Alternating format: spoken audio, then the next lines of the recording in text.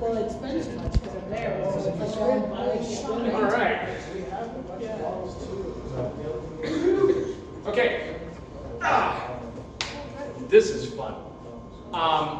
Just so you know, that 10 minutes of lecture that I kind of missed last night, I just put it in this one. It'll just come along. Also, some of this is going to be kind of repetitive to last night, but that's okay, go along with it. You can hear it twice, it won't hurt you. So this is a presentation I gave to both, I've given it 3 places. I've given it in Idaho, I've given it in Colorado, and I've given it here. The idea is to talk really about sparkling wine and kind of what it is in 101, but we're just going to go through it real quick. I got to do my usual disclaimers. I normally do these before a bigger presentation. So this is what I would do to an audience of 300 or 400 people, which is what I normally give this to. Maybe here was a little smaller, it's probably about 50, but Colorado's about 200. But we'll go through this. So this is an intro level sparkling wine class. It's a mile wide and it's an inch deep. If you want big details, talk to me later. I built this presentation off 15 years. The presentation's probably some copy pasta, most likely. There's going to be things that aren't cited or cited correctly. I've got to thank the people I do know. I've probably got some grammatical and spelling errors. I'm not here to defend his thesis. I'm looking at you Davis folks. Because people from UC Davis have this like God complex, and they love to just pick apart every little thing. And it's like you're being in a deposition when you have a few of them in the audience. And then they'll just start like grinding you down about like what method you used to do your yeast cell counts and what level of verification. And then you just like get this half-hour debate about something that no one in the audience cares about. They have a remarkable ability to do that. So I usually say that, and usually somebody in the crowd just goes, because they know I just called them out. I'm not an academic anymore. And if I fail to cite you properly, take it up with ChatGPT. I'm the least of your worries. Well, there's some hard science. Much of sparkling wine is lore and marketing. I have severe PTSD in regards to PetNat. My biases are earned. And it's not that I don't like PetNats. I know it's going to come out that I sound like I hate them and I hate everybody and blah, blah. But the thing is about PetNat is it tastes like all my mistakes. It's like everything that I ever did wrong that we tried not to do is now cool. And I'm struggling because like I'm trying to like exist in a world where this is okay. And the only way I can kind of think about it, and I know this isn't probably the best analogy, but it's the one I can come up with. So like we live in a world where the wines are so clean and so perfect and everything is so fine that we want a little bit of flaws and we don't mind a few mistakes. We want some weirdness and uniqueness. It kind of reminds me of the anti-vax community because we've had such a clean life and we don't have these problems and we've eradicated these diseases. We're like, hey, I want like a little more freedom. Let's get away from this, you know. And it's like, let's just see what happens. And so I'm not sure that's the case, but most of the time, the pet nat that I made was, I made plenty of it, but almost all of them remind me of my dad's home winemaking club that would come over, and they were all these crazy, home winemakers, and they bring their projects over, and that's what they taste like to me. So anyway, I'm trying to get rid of my well-earned biases. I'm not here to dump on France, but I'm gonna.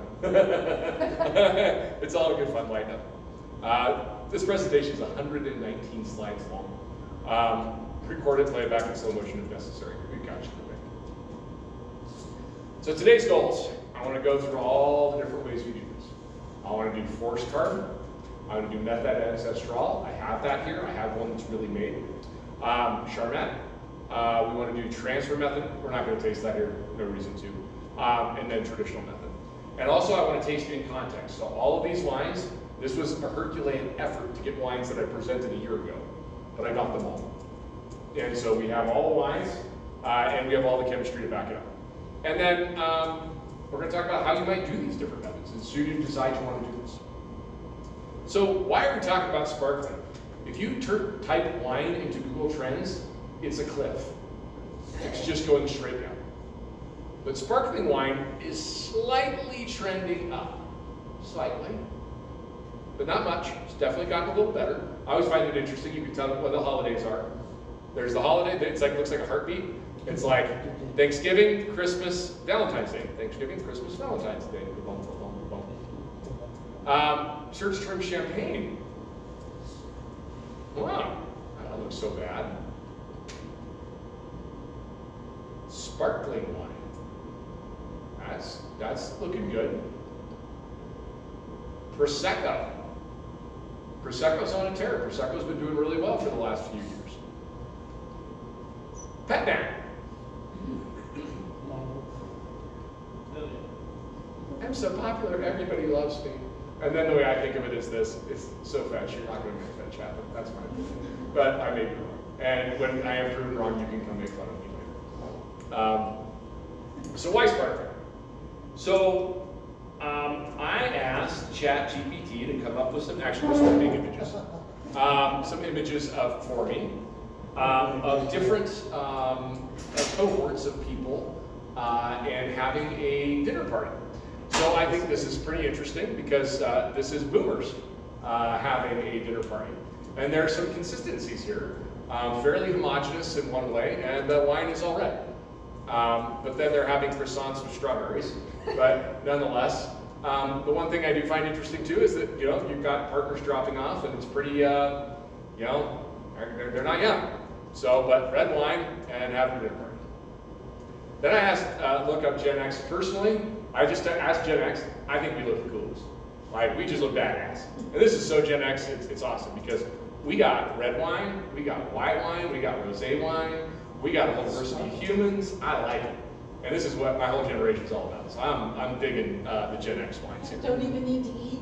Don't even need to eat. No, why eat? Just drink for dinner. Drink for dinner. Then I asked it to do millennials. And I thought the millennials were fairly interesting. It is accurate. I think it's pretty good, except for the things that might get weird. Notice the candle holder wine bottle? But I didn't specify, but I want to be really clear. I did not specify anything about the types of wines to be drunk. Nothing. I'm just letting him figure out what kind of bottles are those. They're empty bottles. No, what kind of bottles are those? James? Champagne. What's that bottle? Is that a wine bottle or is that a sparkling bottle? Sparkling. Whoa, none of us trust us for drinking sparkling, but somebody is. I just asked it to do this. It was not a prompt. I didn't push it. It just did it. So, but the more you look at this picture, the more interesting it gets.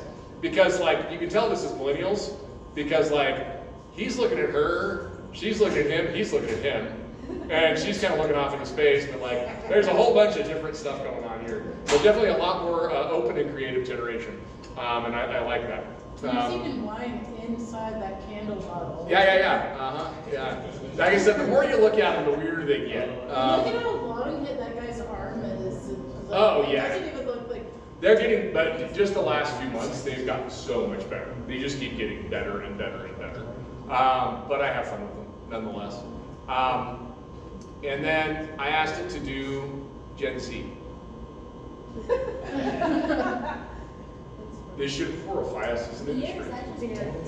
French fries, salad, and... Oh, no, there's... First off, cider. hey, let's back up to the other ones.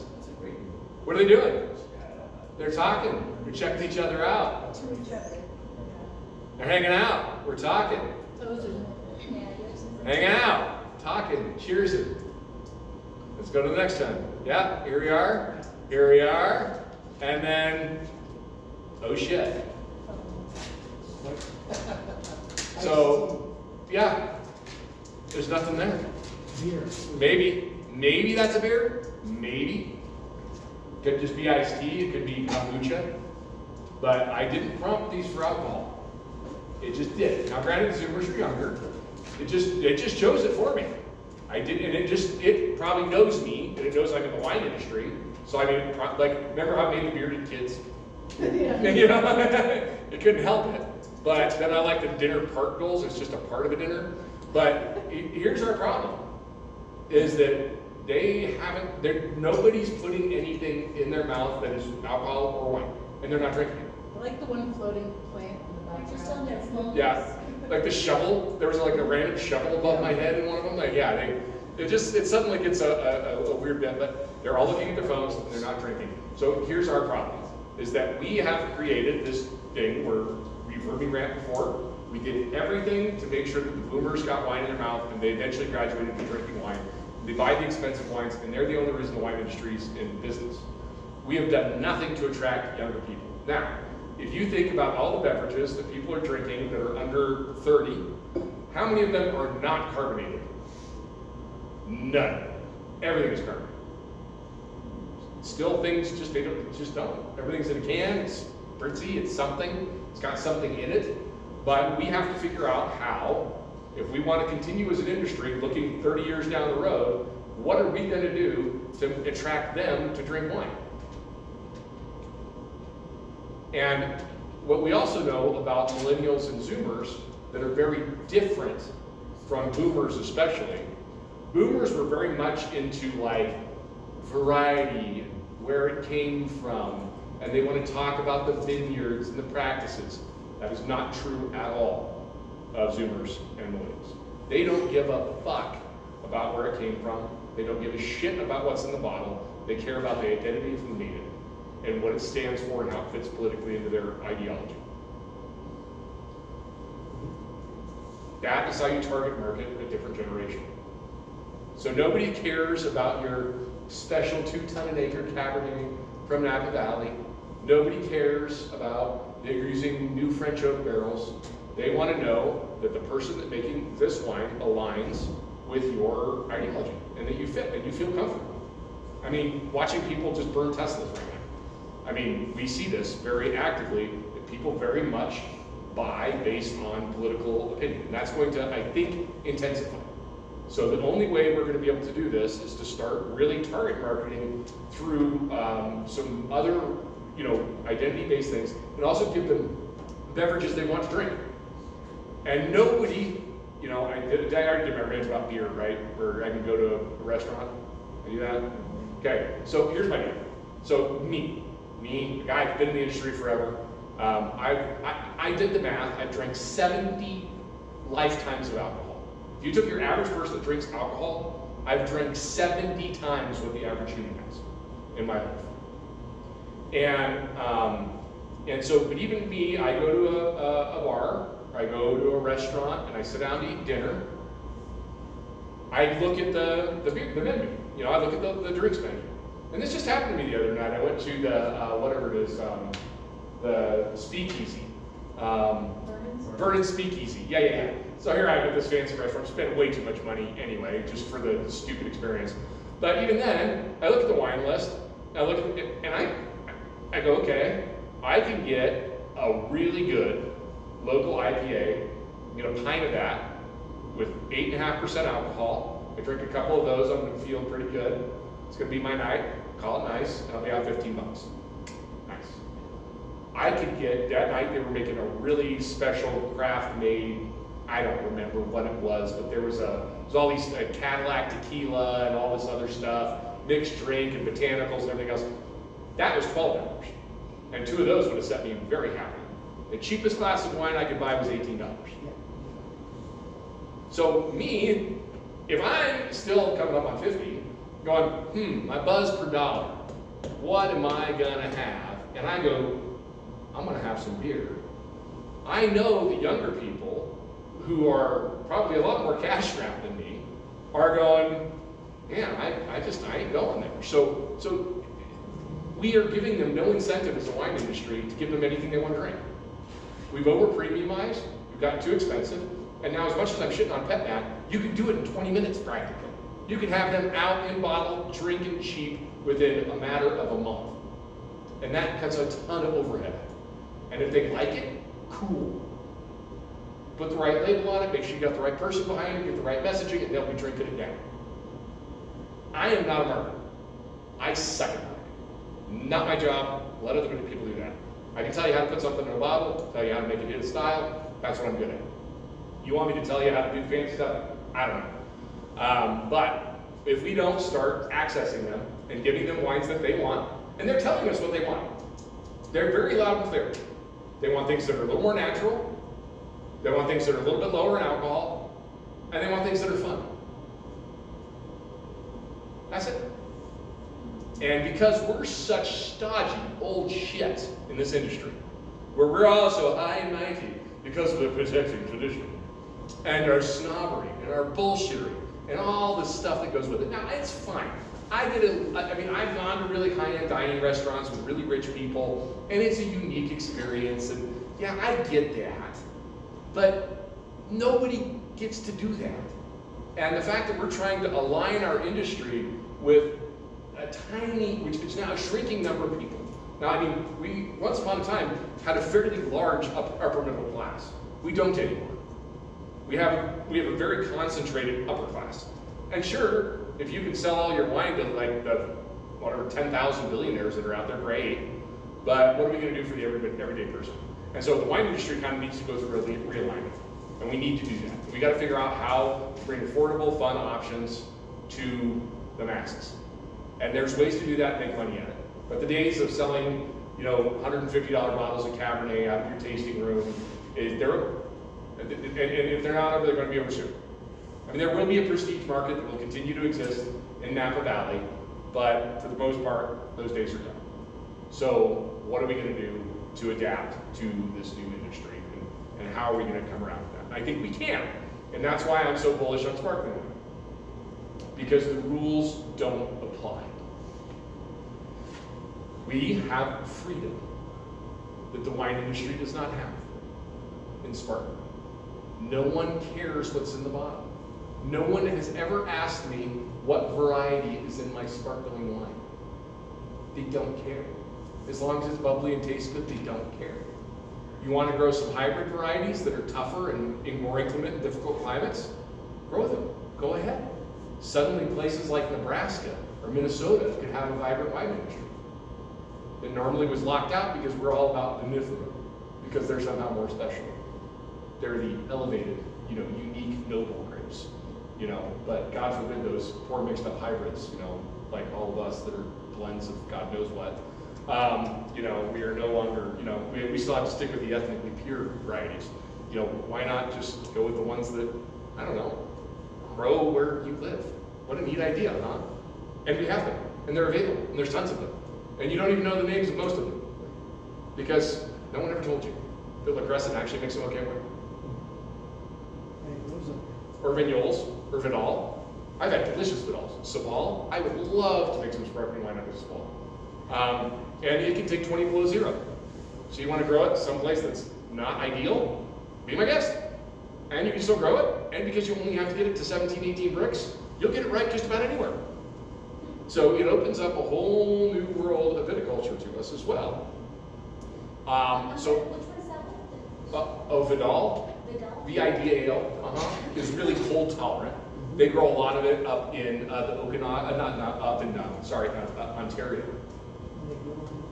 And then also Saval, SEVYAL, is also really good. And there's a winery, if you ever really, I don't know if they still exist, but some of the best white wines I've ever had in my life have come from a winery called Creek Bend Winery out of Indiana. And they grow these hybrid whites, and they are killer. Like Saval and Vidal, yeah.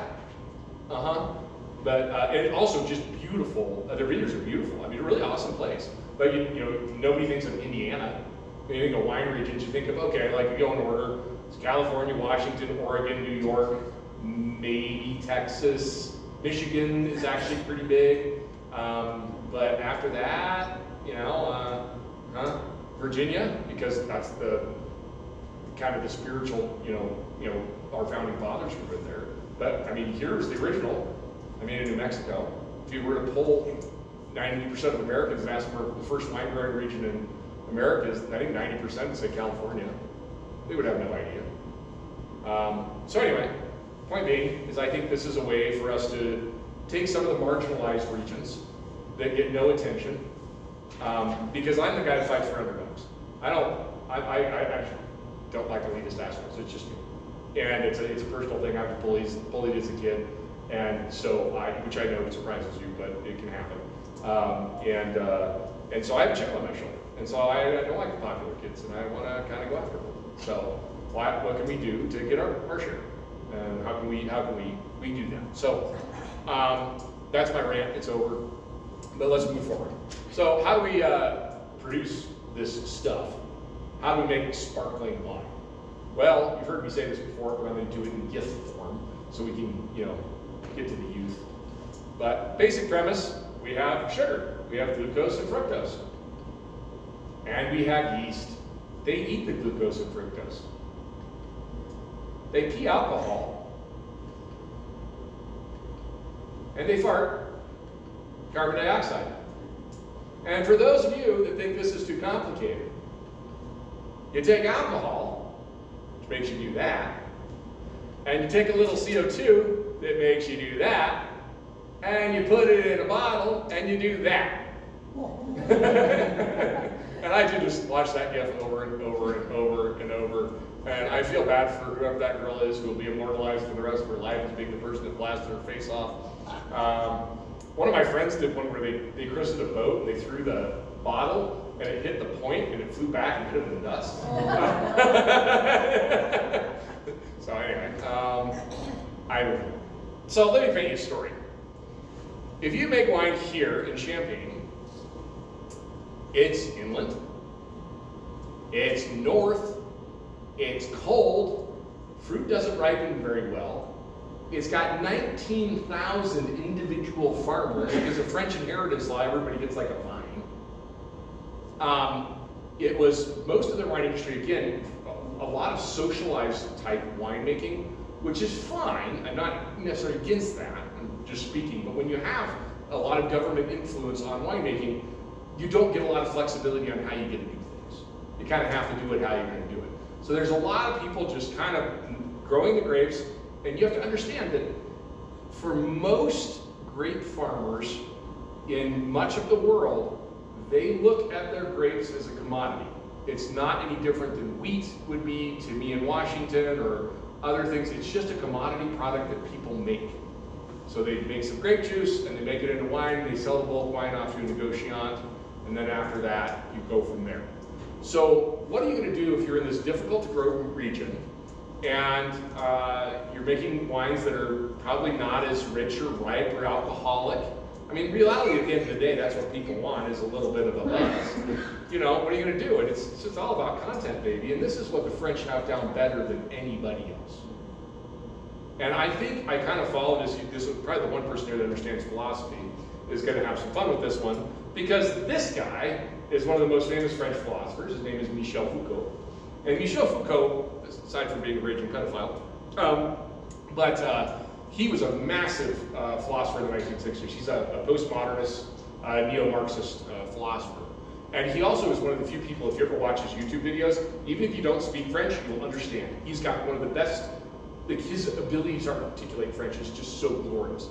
But his essential whole premise was there is no such thing as knowledge. There's only power. And those that take power create the knowledge. And the French said, we make the best sparkling wine in the world. No one else can make wine as good as us. And you know what? We believe them. And we believe them over and over and over again. So if you believe they make the best sparkling wine in the world, fine. You're allowed to do that. They've definitely marketed it very well. Champagne is ubiquitous all over the world. People don't ask for sparkling wine, they ask for champagne. They branded it, they labeled it, they defined it, they made it theirs, they owned it. And they did it really well. And you know what? We keep believing it. And we shell out $200-300 a bottle for the same stuff that can be made essentially, chemically, anyway. But there's a prestige, tradition, all that stuff, whatever. Fair enough. But we believe them. You can continue to believe them if you so desire. What's his name again? What's that? What's his name? Michel Foucault. Foucalt.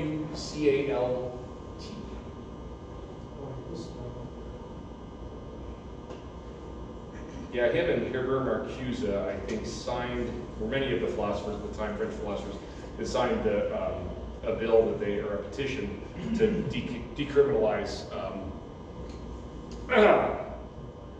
man-boy love attraction. That was kind of their jam. But anyway, their philosophies rolled heavily into many of the things that we kind of play with today. They were some of the founders of some fairly interesting movements. I'll just leave it at that before I get myself into too much hot water. Anyway, super short history. You've heard me say this before. The most prized wines in the world were sweet wines. So we had to figure out a way to do it. Romans added lead because it wouldn't ferment and make the wine sweet. We frequently add stuff back to old wine to make it palatable. Now, if you follow the track, and remember when you guys, the people that did hear me do fortified wines, is the fortified wine history kind of born out of the 1600s, and we figured out how to add spirits to wine so we could truck them all over the world. It was really the Dutch that did it. They kind of led the way. They were the real ultimate wine traders, and they just shipped wine all over. So we figured out how to fortify wines so that we could make them travel. And there was a lot of international wine trade. It was a big deal to move wine around. So people had to figure out how to make their wine stable. So if you're in Champagne, maybe you don't have access to stills and things like that, but if you add a little bit of grape juice to the wine, it starts to actively re-ferment. Re-fermenting wine takes a little longer to re-ferment, and it lets it last longer.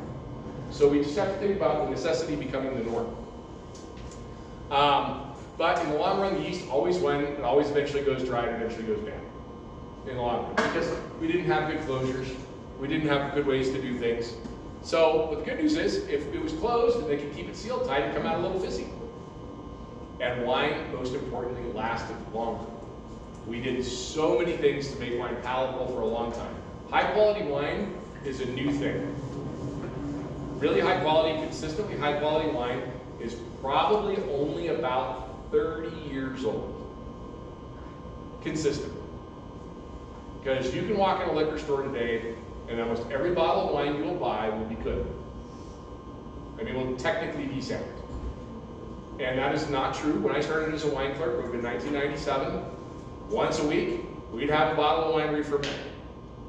I would say half the wines in the store had some sort of technical fault, whether it was Brettanomyces or VA or something.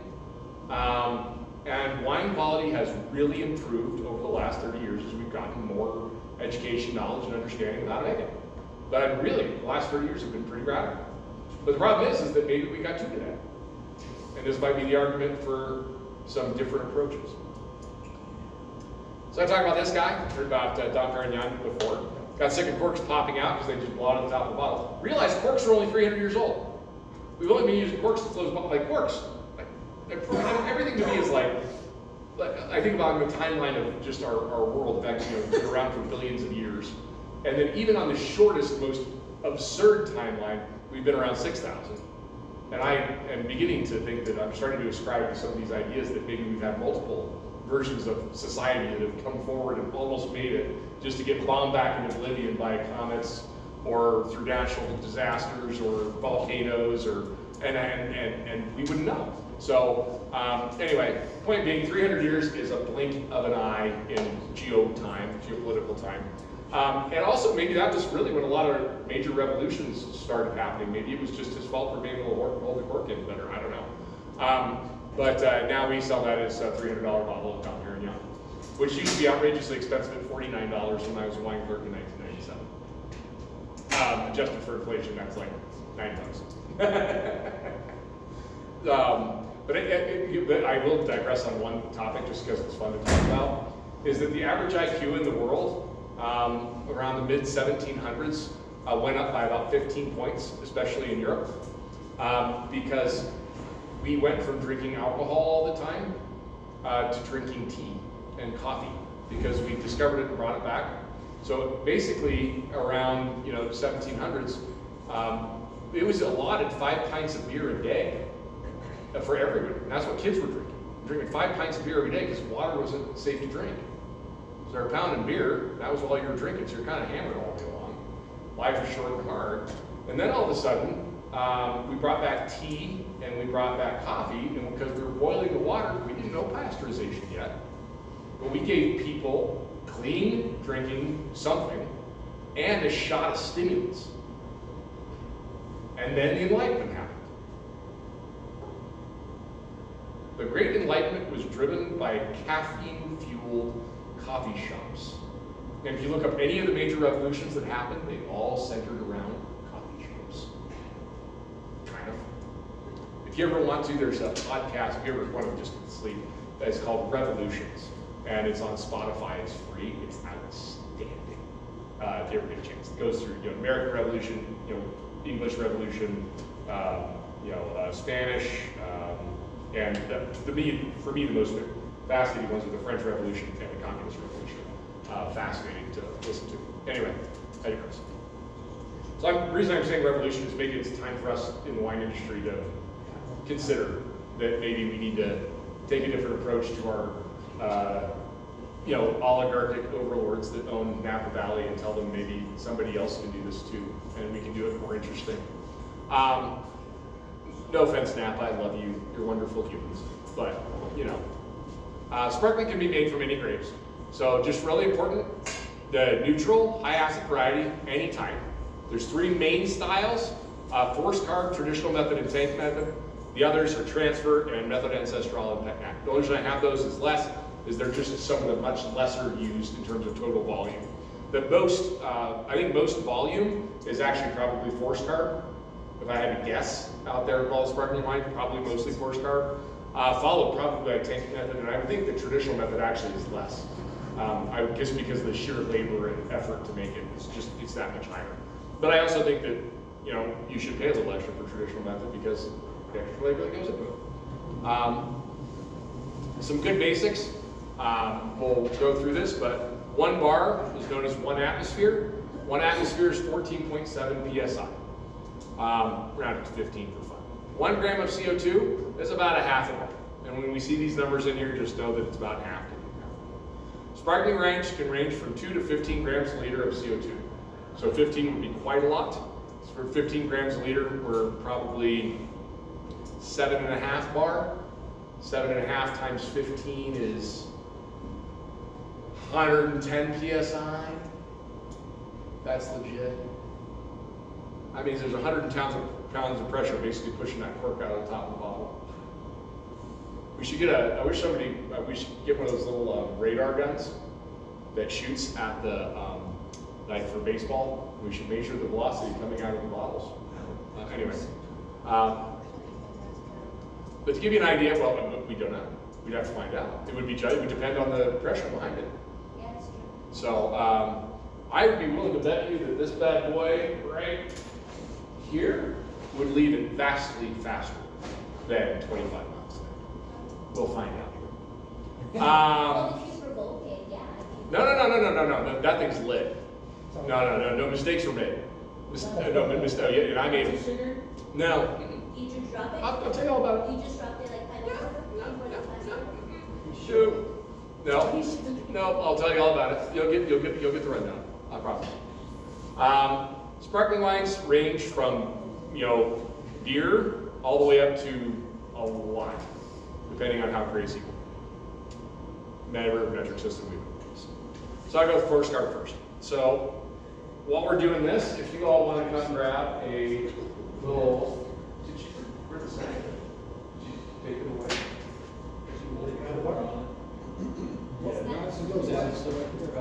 Wow. Any interest?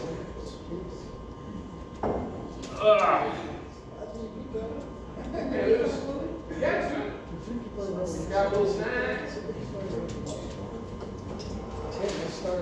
And then grab 3 glasses and grab a little snack, and we'll get moving. Talk about force.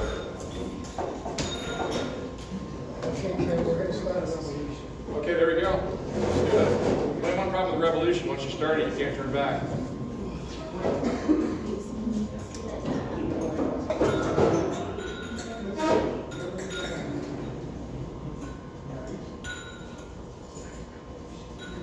Boom.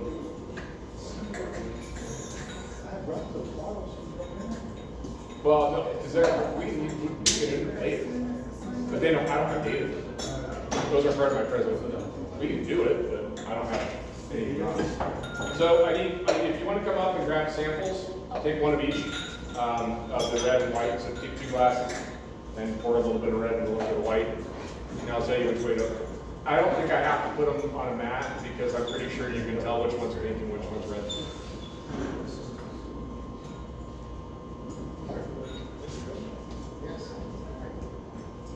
Cool. Well, I think it's time to let other people have a chance. I got really pissed when wine wine enthusiasts said they weren't going to review any wine regions outside of California, Washington, Oregon, or New York. Why? We'll make a lot to make them. They'd have to work. Yeah, that's not okay. Make them do it. There are ways to do it. Well, it was, yeah, I don't want to get too far up. I get myself in trouble because I think a lot of random different ways. Somebody else. Just like one of the. No, I don't think it matters anymore. I think influencers matter more. I don't think people read those publications. Nobody cares. It's not relevant. No. What was it? Wasn't it like Mr. Beast or somebody did something with like the Prime drink and it suddenly like shot up in value? And it was like basically the mean point of beverages. I remember something like this. But yeah, just one influencer can have a massive impact compared to.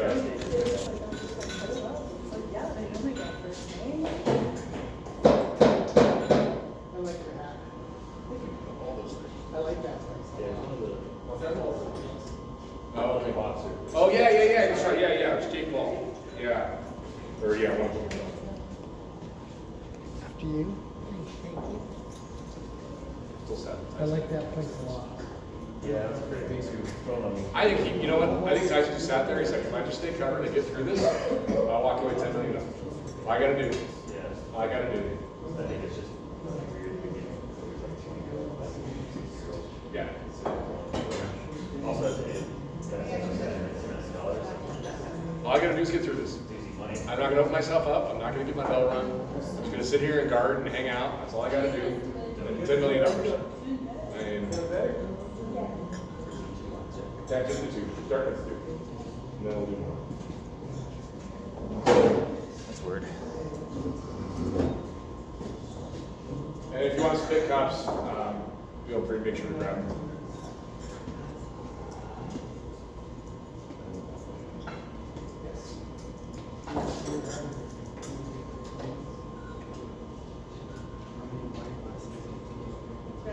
My wife? Probably thousands. I don't know, maybe thousands. I don't know. A lot. So I just have some notes. I know.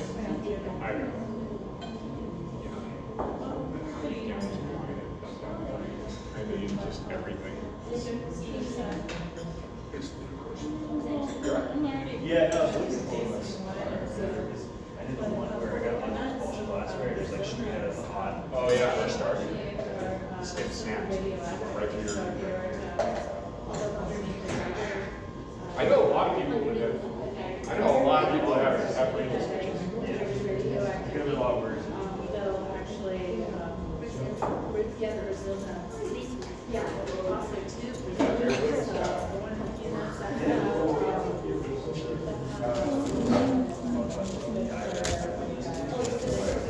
Oh, is it so?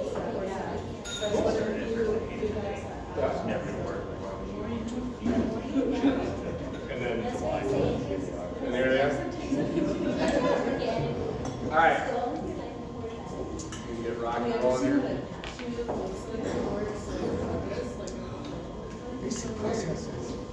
So I did an image search because this one was kind of fun. This is why I said some of this stuff pirated. But the citation, I stole it from a lecture that I had at the University of Adelaide in 2008. But it turns out it was stolen from somebody in London in 2004. So without being cited. So my professor at the University of Adelaide didn't cite it either. So ha. But the key difference in this is so forced carbonation was founded in 1760. So we've been doing this for almost 300 years. The difference is we add CO2. We do not add sugar. We just put the CO2 back into the wine. It's bottled under pressure. So the way we do it is you take a filtered, stabilized wine, you put it in a deaerator, so you want to get any junk out of it, oxygenated out of it. Then you saturate it, and then you balance it, and then you counter pressure bottle it like you bottle a beer. So it's just like beer. The way counter pressure fillers work, the bottle goes up, it puts CO2 into the bottle, up to whatever the pressure of the wine is, and then it goes up, and instead of letting the wine in, it lets a little pressure out of the bottle. And when the pressure on the other side is over here letting pressure out, the wine flows in because there's less pressure in the bottle than outside. But you start by pressurizing the bottle, and then you can buy them for cider too. You can do it by hand. It's a pain in the butt, but generally you have to have a counter pressure fill. It's not something you can just kind of like, you can do it for fun at home, for like home brewing, but you couldn't do reasonable production like this. Yeah. So you fill the bottle with gas, Yep. and then it reverses the gas? So what it does is as it comes up, it lets a little bit of pressure out of the bottle. As the pressure comes out of the bottle, it allows the liquid to flow in. Because so say that wine's under, so say the wine's under 80 PSI here, that first thing you do is you take the wine up to the exact same, the bottle up to the same PSI, so it goes to 80. And then as it goes through the bottling line, there's a little mechanism that burps it open, and it starts to let the air out of the bottle. And so the pressure naturally wants to leave, and as the pressure wants to leave, the wine falls into the bottle. Kind of like siphons it? Well, yeah, kind of, the same thing, but it's just under pressure. So you're just using the natural pressure. Have you ever transferred wine with like a bulldog? You put the bulldog in a tank and you bring it up to pressure and it pushes the wine. It's kind of the same thing. You're just using pressure. But you can't do, the thing is, a wine this fizzy, if you tried to bottle it without pressurizing the bottle first, it would just explode all over the place. So, what's that? The post-carbonation, using that little machine, soda machine? Yeah, so sure. You could just put cold, clear, light wine instead of water. Yep. And run it. Yep. And it comes out. Yep. The only thing you have to do is just realize that wine is a lot more willing to foam than water. So when you burp it off, take your time or you'll end up with half the bottle on the floor. Okay. So just be very, very, very comfortable with that.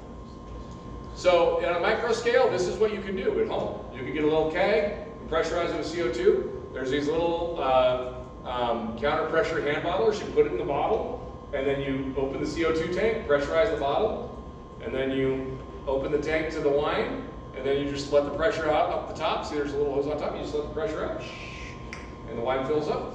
And then you seal it, pop it off, cap it, and go. We're not going to do that because I'm not that sick of a human. Things you need macro, you need all the stuff.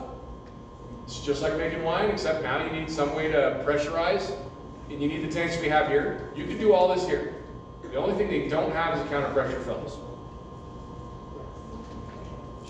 But if we had a counter pressure filler, we have all the things to make a really, really good forced carb sparkling wine. So that thing on the top left, That's crossflow. That's a VA filtration crossflow. You can buy them used for about 20 grand. It's a crossflow filter. Filters about 240 gallons an hour, and you can get completely sterile wine out the other side. And it never clogs up because it's a crossflow. Well, it does eventually load up, so you can get a lot more through it. The next thing down is an apherometer. I'm going to show you how to use one of those. We found they have one here. I was very excited, so we're going to play with that. The next thing down from that is the chiller. Just you need to have something to get the wine cold. Because the way that you pressure, I'll tell you in a second. You need a tank that's jacketed that can hold the wine cold while you're putting it under pressure. And then you need heavy duty hoses that can handle the pressure. Because you're bottling under pressure, they got to handle the 100 plus PSI. That's the little Alpha Laval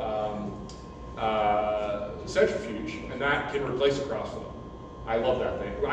I'm not sure I love it yet. I know I love it in spirit. We're going to find out how much I love it a week from today. And then you have to have that counter pressure bottling line. Yeah.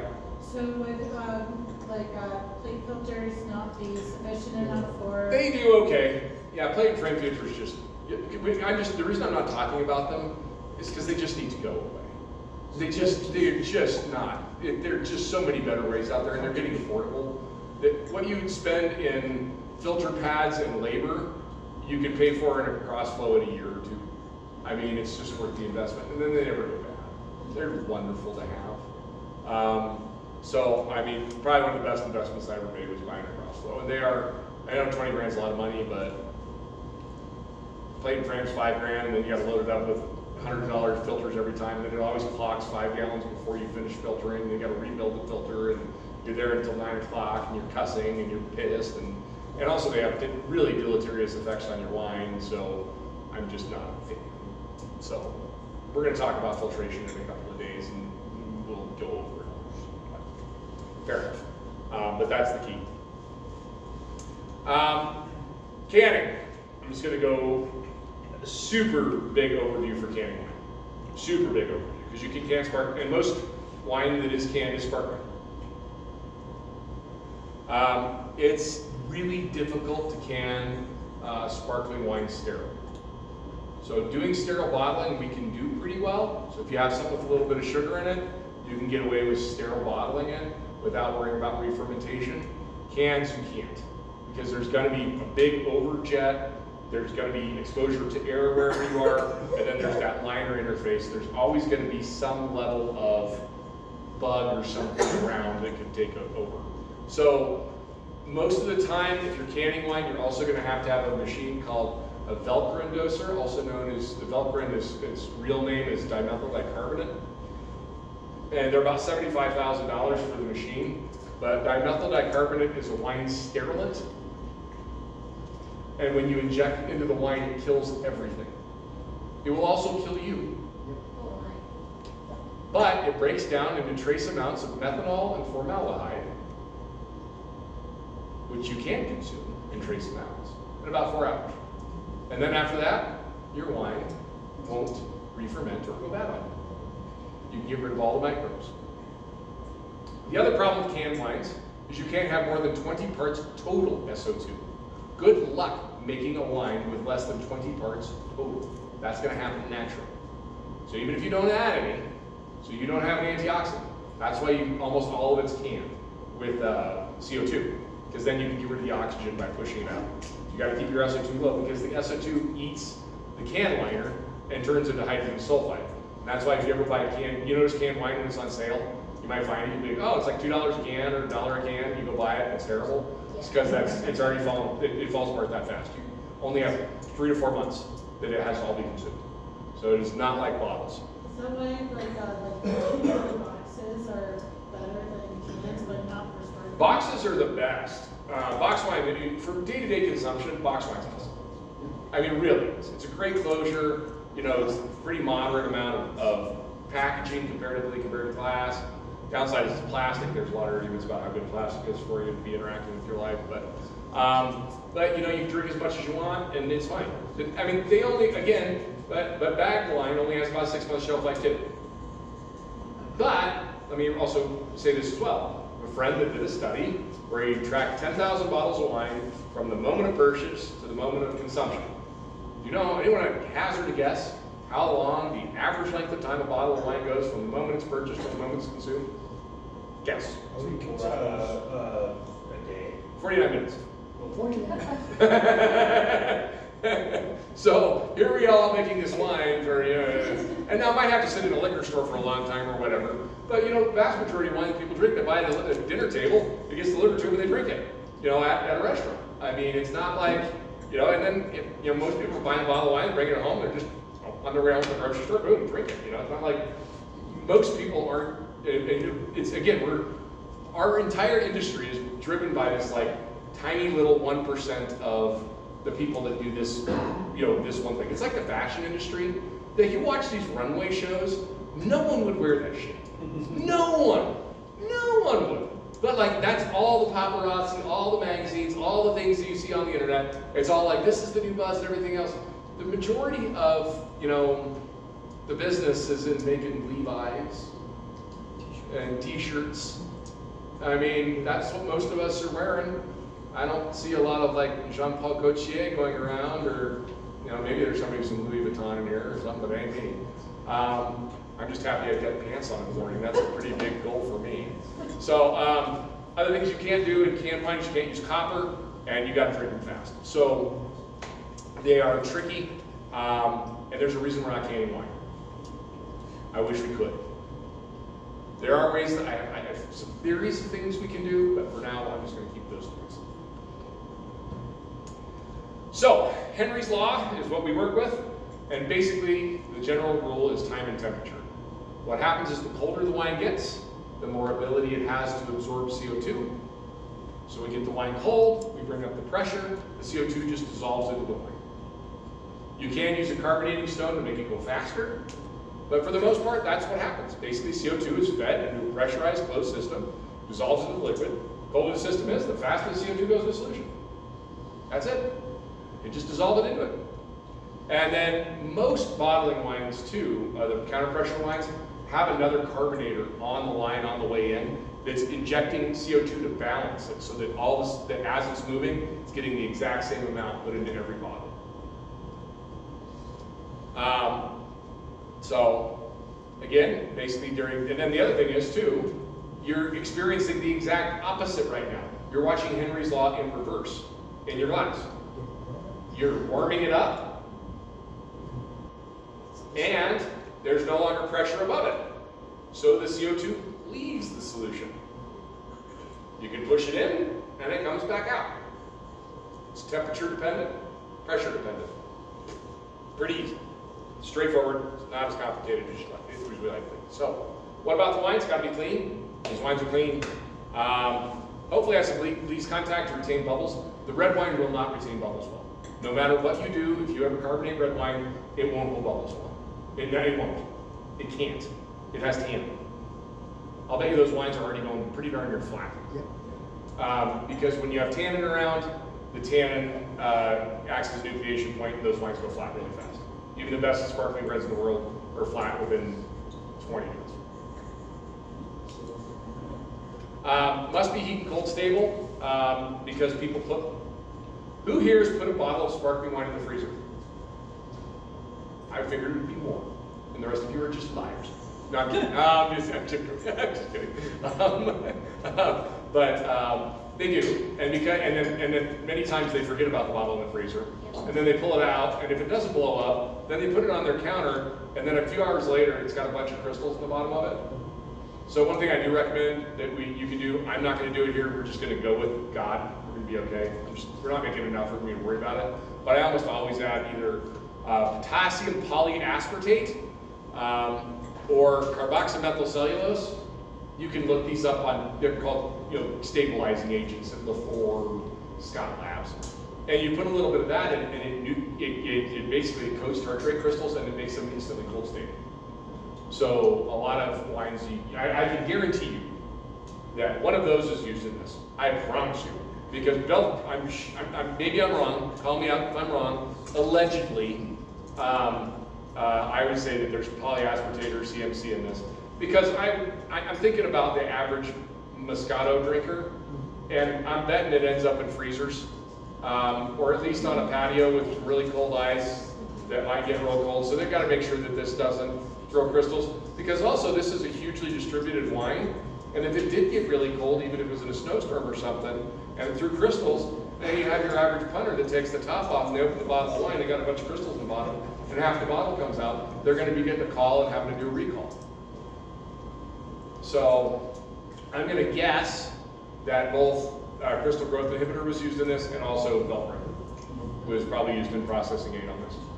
Can you repeat how you save the bottle? When you put a champagne and you forget about it, and then you remember, and then how do you save it from, exploding?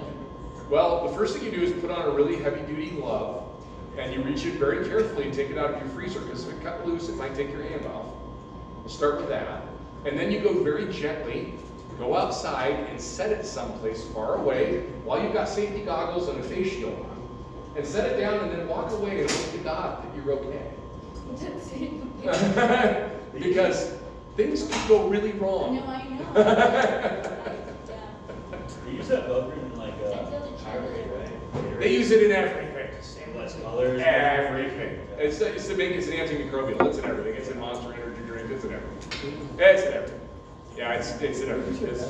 And you don't have to put it on the label because it's a processing aid. It's not just technically. Yeah. So it allows us to have a lot of beverages we have. Yep. Are sweeter sparkling wines less prone to blowing up? Or They'd be the thing is they could be more prone to re-fermentation if you don't have it just right. And if they re-ferment and you've got enough sugar in it, Holy Mary Mother of God. Because the barefoot, if this were to relight with how much sugar's in it, those bottles would go. I promise you, they would break, and you'd be blowing people's hands. I got something.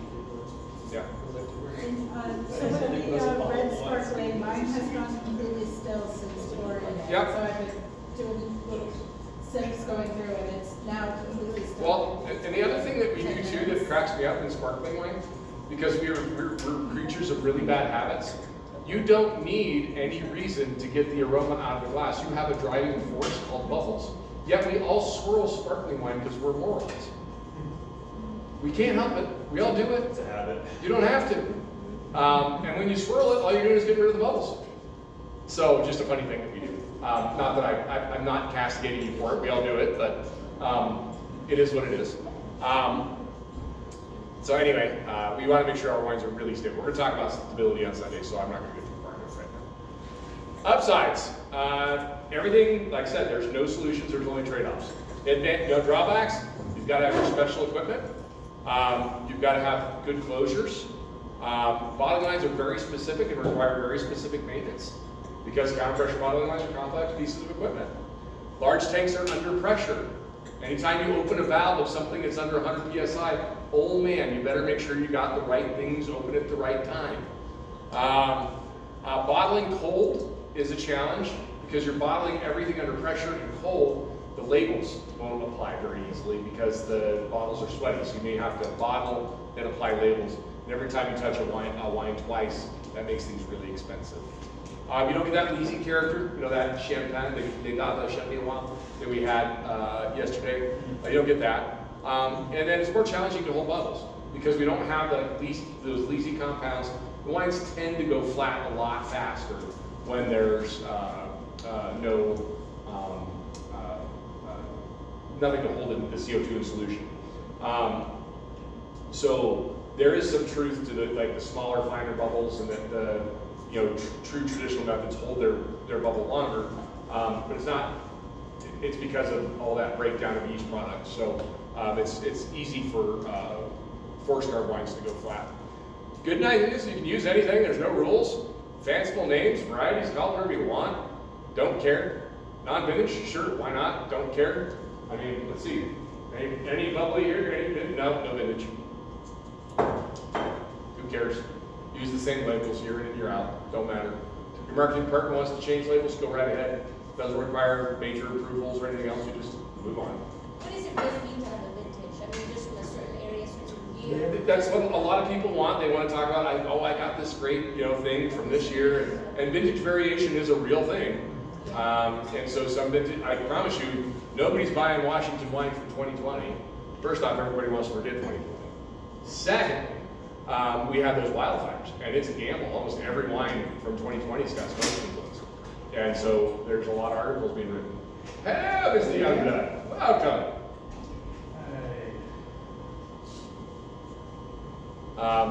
So the upsides to these is these are really fast and really quick, and we can get them to market in a heartbeat. So those upsides to these wines, they can be turned, burned, and you can make cash on it.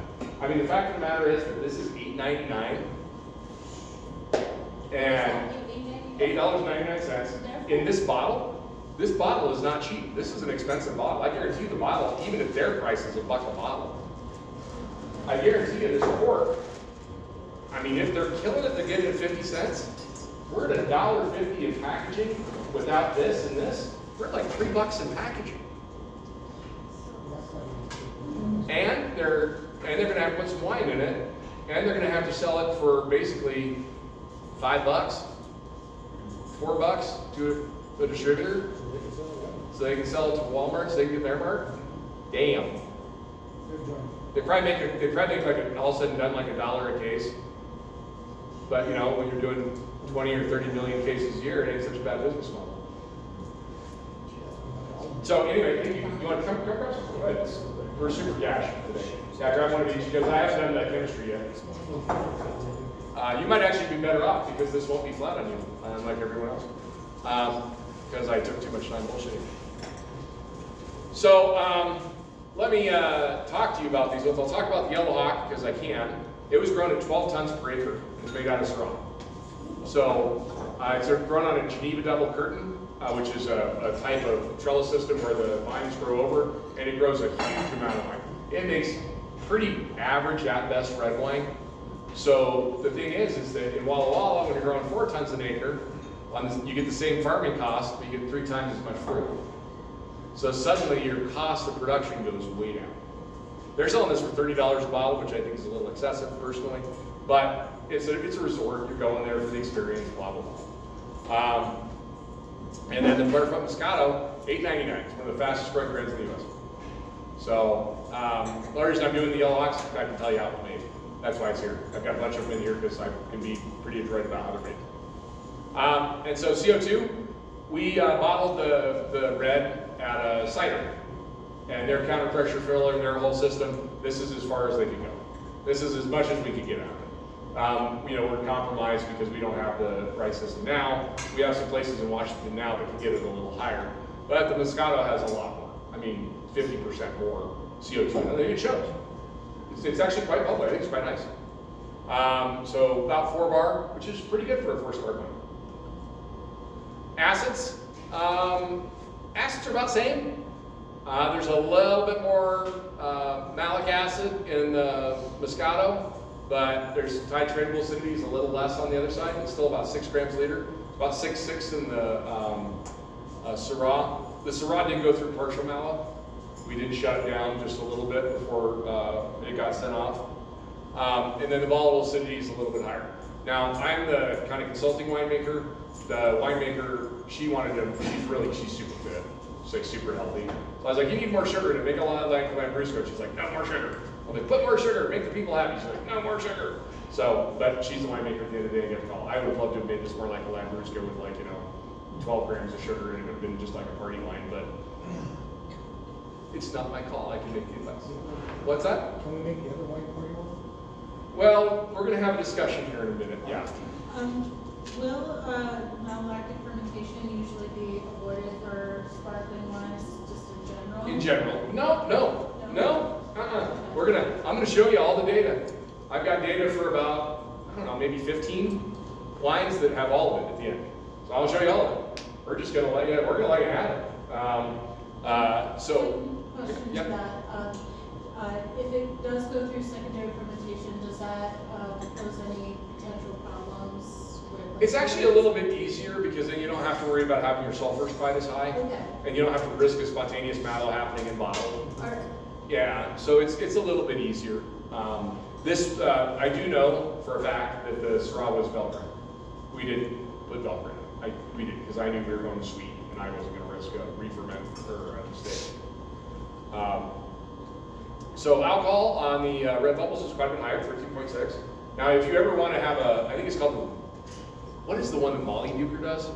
Molly Duker does a red sparkling, it's 15.8% alcohol. Yeah. Yeah, we did one of those ones. We called it a rolling blackout. And then, because I'm on tape, I won't tell you the other name we have for it, but anyway.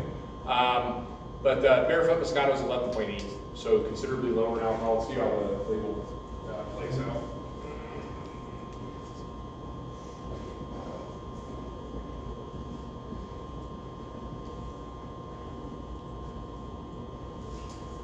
I don't see it. Could be old. 10.5 is close enough. Is there such thing as reciprocity, like if you have a big winery in California, can you just come to New Mexico and make wine here? So you have to have a license for each state, right? Well, every state's going to have its own rules. Okay. So I'm going to speak to Colorado because I think it's fairly similar and I know the rules there. So in Colorado, if you want to be a Colorado winery, you have to use 75% Colorado wine, or Colorado fruit. You get a 5-year run-on to get to 75%, and then we have an exemption that in freeze years, because there are years that we lose the whole state, you can bring in fruit from out of state and call it American. So it's the goal is to try and make it all. That's if you want to be a bonded Colorado winery. Now in Colorado, you can still be a winery that makes all fruit and wine from California or elsewhere, and you can do that here too. But you're just a producer.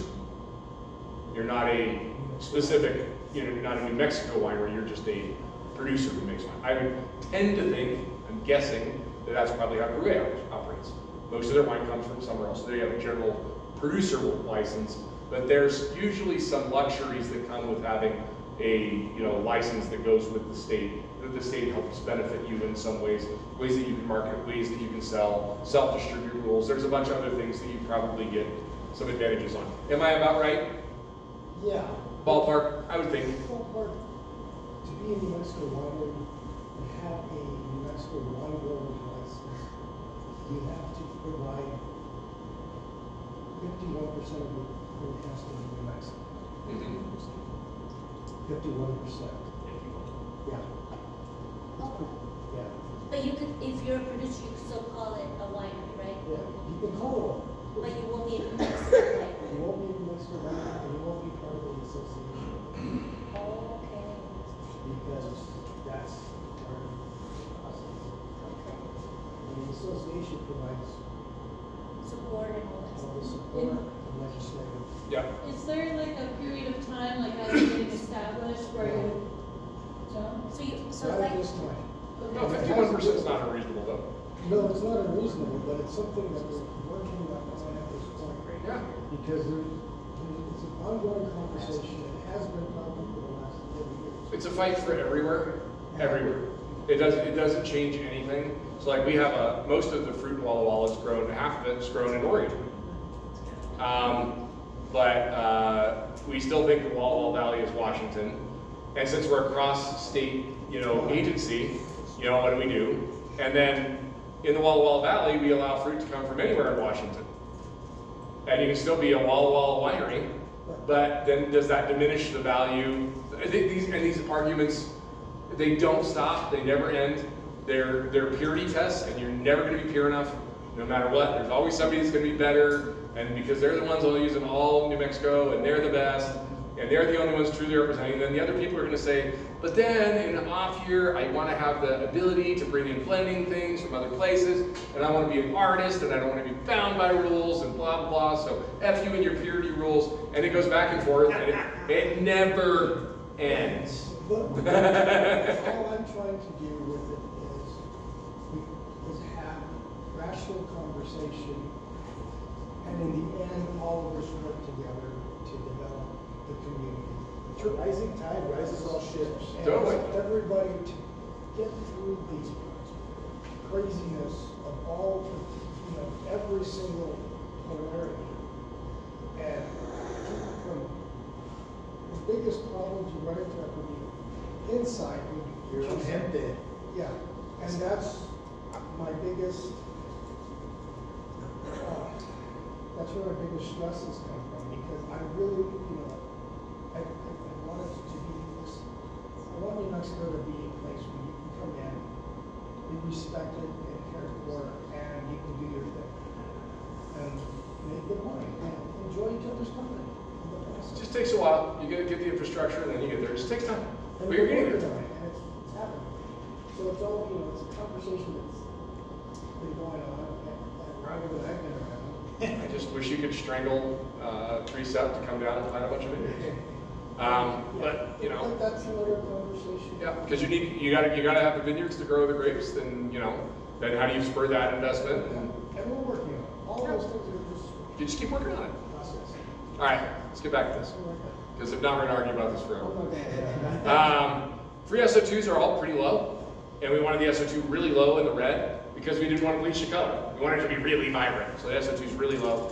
And then because we use Velcro, we don't care that the total is below 50 because it's not going to go through a secondary mountain. And then the Barefoot had a little bit more total, but that doesn't surprise me on sweet wine. First carbonation takeaway, you can make this out of anything really, literally. Limitations have to do with your bottling line. Residual sugar allows you to balance things. Now, I didn't back up, I didn't talk about the sugar. That's a lot of sugar. Barefoot Moscato is almost 3% RS. Probably tastes like it too. That's like a mimosa without the orange juice. What's that? I bet this thing is just ripping off. Oh, I'm sure. Party wine. Love it. No, I have some friends in Oregon. They have this place called Capers Cafe and Wine Bar, and they sell mimosas. I'm trying to remember, and I'm going to misquote it. I'll just do a ballpark. They sell something like $15,000 a day worth of mimosas, and they get Barefoot, or Cupcake. Maybe it's Cupcake. and orange juice. And they sell for $14 each. It costs them probably like a bucket. Oh my God. And I was like, these people are like super, they're my favorite humans. I love them. They're the best. I'm like, man, how did people like figure out how to make a go at it in the wine industry? Selling mimosas at the Portland airport, man. That is cha-ching, cha-ching. Man, you could have a mimosa stand. If you could figure out a way to get a mimosa stand just even here for the red-eye flights, you would. Here's your job, big business opportunity for someone. Get cheap, cupcake and mix it with mimosas and sell it for $10. I bet you sling them all day long. Just be the mimosa bar, and that's all you do. Anyway, off you go, make millions. And no additional alcoholic fermentation, so none of the difficult stuff. It takes all the tough stuff out. Quick, pretty easy, simple. All right, Methode Ancestral and PetNat. So here's our, pray to God that I don't kill myself wine. We can probably just pass this around, or you can get up. Let's see, stay, sit in a loose sit. Good dog. I'm not even taking the cage off. Oh shit.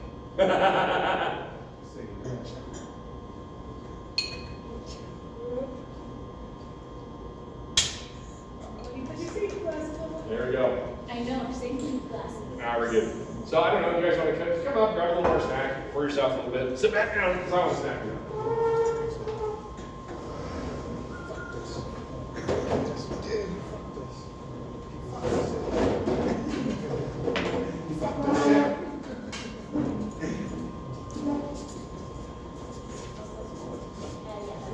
What's the yellow pod, the only red? Yeah. Okay. Yeah. Give it a little rinse or get another glass.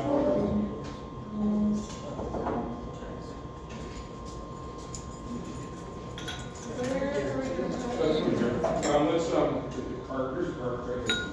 So here's your right here.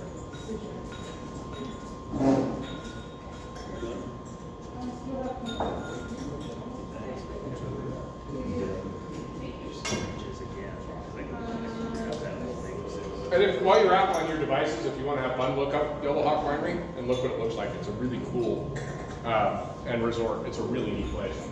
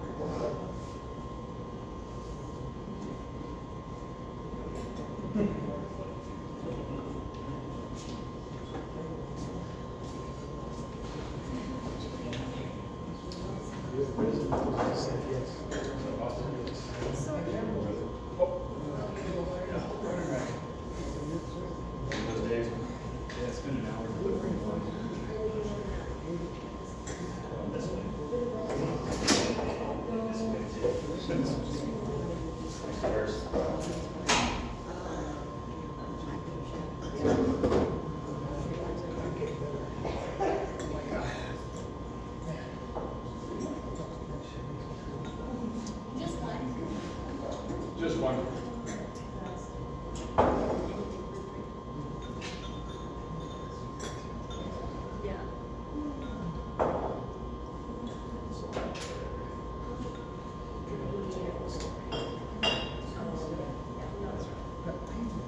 All right. Oh, quick request. You don't have to say it in front of class. If any of you have any dietary restrictions, send me an email, because I'm going to bring in lunch on Saturday. I'm going to bring in burritos, so if there's anything you don't eat, let me know. So, well, I'm not going to bring in liver. I was just thinking like steak and chicken burritos, because they're easy to eat. That's kind of what I was thinking. So, if there's anything, if you're vegetarian or something, like, just send me an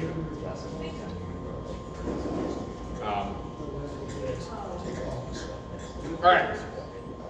I'll probably just bring in my own thing. Okay. Yeah, they're the low carb vegetarians. So. Yeah, okay. All right. That is true. Okay. So we pop this guy, make sure it says white, gotta pour in this one. Okay, the reason I said that is because of the other one. So, these wines have been made since about 1100. Resurgence in the natural wine movement. The difference is that carbonation comes from grape sugar. This is not added sugar, this is the sugar from the grape itself.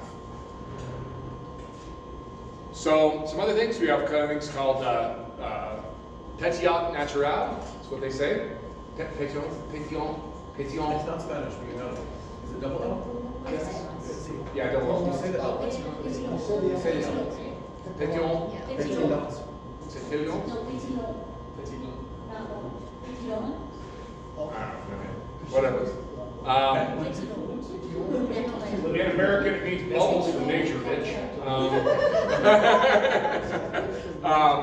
Basic premise, you make a wine, and then before the fermentation stops, you bottle it to catch the remaining CO2. It's really popular in natural wine circles. Again, I'm putting my biases out there. I asked, I don't know how many producers to let me have a pet nap for this. Anyway, let me put this up. I made a lot of patent, some of it was even on purpose. I've had Zinfandels re-ferment, I've had red wines, I've had things go wrong in my career before I knew what I was doing. I bottled things that weren't totally dry, then they re-ferment, bottle corks and start popping out, and they taste like all the things that everybody's into right now. So, we'll go through this in a little bit. So basically, you want to start with less than 22 bricks, less than. I didn't say, I mean, you just want to be less than that because you don't want to end up above 13% alcohol. You just kind of don't. You're going to get into tricky situations. Probably going to want to add some SO2 unless you want ml in bottle. Or lactic acid or bacteria or whatever might happen to grow. If you don't use any sulfur, whatever's going to grow is going to grow. And then you usually chill the wine. You start pumping the bricks around 1.5 bricks. And then usually try to bottle it and rest it around 1 bricks. Because that's usually about 20 to 25 grams of sugar if you're going to use a hydrometer. I do not recommend in any way, shape, or form using a hydrometer for this job. Because you don't know. Hydrometry doesn't mean anything. It's fairly rough. I'm going to count on, if I decide to do one of the dumb things I might do with this Riesling, that somebody goes completely dry and I get a sample of it so I can get a good idea of what the dry specific gravity is. So get the moderately cold stable for a little while, rack the wine a couple times while still cold, and then have an accurate way of measuring glucose or fructose. And then usually I recommend people add a little bit of DAP or something before they finish bottling, unless they want reduction, they want a little funk, they like the funk, then don't add it. The other thing I want to say is you want to check your dissolved CO2 before bottling, and this was my mistake. Because if you've already got dissolved CO2, a few grams later, and then you put more sugar and CO2 on top of it, you may compound the effect. No matter how accurately you measure the sugar, if you have a bunch of CO2 to begin with, you may end up compounding things, yeah. So if your hydrometer is still viable way because of the bubbles in it? The only thing you can do at this point in time is have an enzymatic way of measuring sugar. Alternatively, that's really pretty much it. And then for CO2, you have to have a way of measuring how much CO2 is in your wine, or just degas it really good before you bottle. It's hard to degas cold wine. So there's a thing called a carbonated. Whoever thought up a carbonated was so they're like this long, they're about this big around, and you put wine in them and they've got a little bulbous top on the top, It looks exactly like you think it looks. And then you fill it with wine, you measure the temperature, you fill it with wine up to 100 mils, you screw the top on, and then you shake it. And then you let the top off and it squirts. And then you shake it some more and it squirts. And you shake it some more and it squirts. And no matter who you are, you can't not see yet, because you know it was invented by a French person that had to be that, but whatever. And anyway, so after you measure the temperature and how much volume leaves the container, you can guesstimate how much CO2 is in it. And I promise you, if we use one, you can't. You can't not. I wish it was the case, but sorry. Point being is you want to add up your CO2 and then how much sugar you've got, because those two are going to kind of compound on top of each other. Tasting, there won't be one. I asked numerous people that made them, but they knew that I was going to rip it through a lab. So they said, our bottles are all different, which is normal. It is not unusual for me to have pet nats that have varieties of difference between them. My friend Toby at Duclos Cellars actually makes a pretty kick-ass, high-quality pet nat. We're having problems with reduction, yeah, because it's stinky. Our crown seals aren't holding right. Yeah, we had some of those. They were blowing up in our cellar. Ran out. We had spontaneous ML. It tastes weird. And this one has too many leaves because there's like this much stuff floating in the bottom. You open the top, and boom, they make a mess. So, I think it's uniquely suspicious that the rise of pet nat production coincides perfectly with the legalization of marijuana or cannabis. It really is. Like, you look at that search term, Colorado legalizes, was the first one, and then right after that, Washington, and then right after that, pet nat goes crazy. Fascinating, not sure, but correlation does not equal causality, but things I notice. Obesity, hydrometers, major sugar in there, exploding. And yes, I have seen people get hurt doing this. Oh yeah. Yeah. I've got a local person in town missing a finger because of this. Yeah, because they too much pressure. I mean, you get up to 150 psi in a bottle. The bottle breaks. It breaks in your hand at 150 psi. Chic. Yeah. For a while, the restaurant I was working at was using the pet nat as the by the glass sparkling. We probably lost in a week about 7 bottles worth just from temperature not being quite right, gushing, and all of that. Yeah. Just another consideration for making pet nat is. It's fun. It's artisanal, but it's a difficult thing to distribute and push out in quantity because you're going to have a lot of variability, and that's the challenge. There are some people getting better at it, and I think there are ways that we could do it, and I'm all about it and doing a little better job with it so you can get that consistency, but it requires just a significant attention to detail, and I think that sometimes those two, there's a push and pull between the ways that people approach pet nat. The pet nat we had yesterday was excellent. It was excellent, and I think we're going to try and make one here. I think we're going to do it, but we're going to apply some theory. We're going to filter it. We're going to try and get it clarified. We're going to get yeast cell count right. Then we're going to close it, and then hopefully we're going to work together to see if we can do it.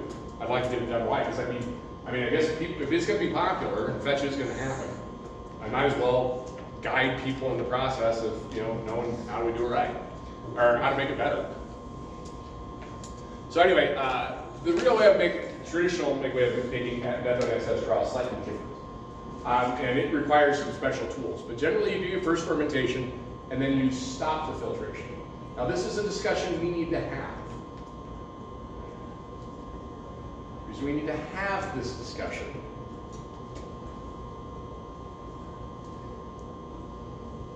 Do we take the commercial batch of Riesling and make a nice, fun, easy to drink Riesling that's ready to drink by next weekend?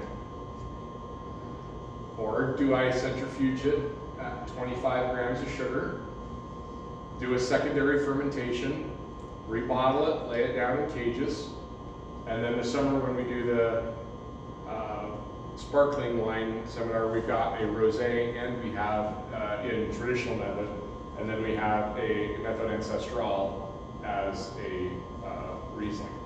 What's our volume? It's got 230 ounces. You do both. That's the next question. I know. You guys have this side by side. So my thoughts are this: is that this is the big batch? Yeah. So the no. This is the big batch. This is commercial. So the idea of doing both, I'm fine with that idea. It just makes my life difficult, but we would have to bottle the still Riesling at 25 grams of sugar, because I can't do both. I can't do half one, half the other. So if we want a Riesling that's about as sweet as that Muscat, which would be fine, and it'd be lightly sparkling, and under crown seal, we could do that. So that's the drawback. And then 100 gallons isn't that much. It's 40 cases of one, 40 cases of the other. I don't know, but. Then the other question is there the possibility of fermenting to dry and then adding sugar, or? Oh, no. No time? Well, why would you? No. So no, we just use the nap. No, we make pet nap. It's the Methode Ancestral. It's going to be a pet nap, but we clean it up because I want to riddle it and I want it to be clean. Yeah. Are you saying doing the Riesling and half sparkling, half still? Well, yeah, but one is a Methode Ancestral. So like that wine in front of you, we could do that with a Riesling.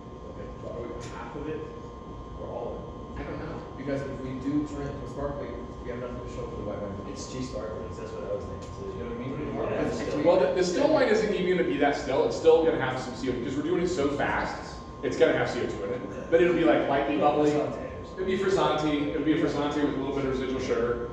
So maybe both. Yeah, maybe. Slot both.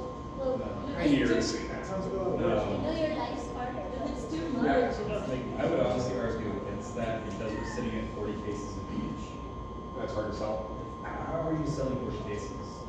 Well, it's going to go through Vivino. Yeah, but also with that being a consideration, that's adding 2 SKUs. yeah. 2 SKUs in an already SKU heavy location. Mission Creek. Yeah. Yeah.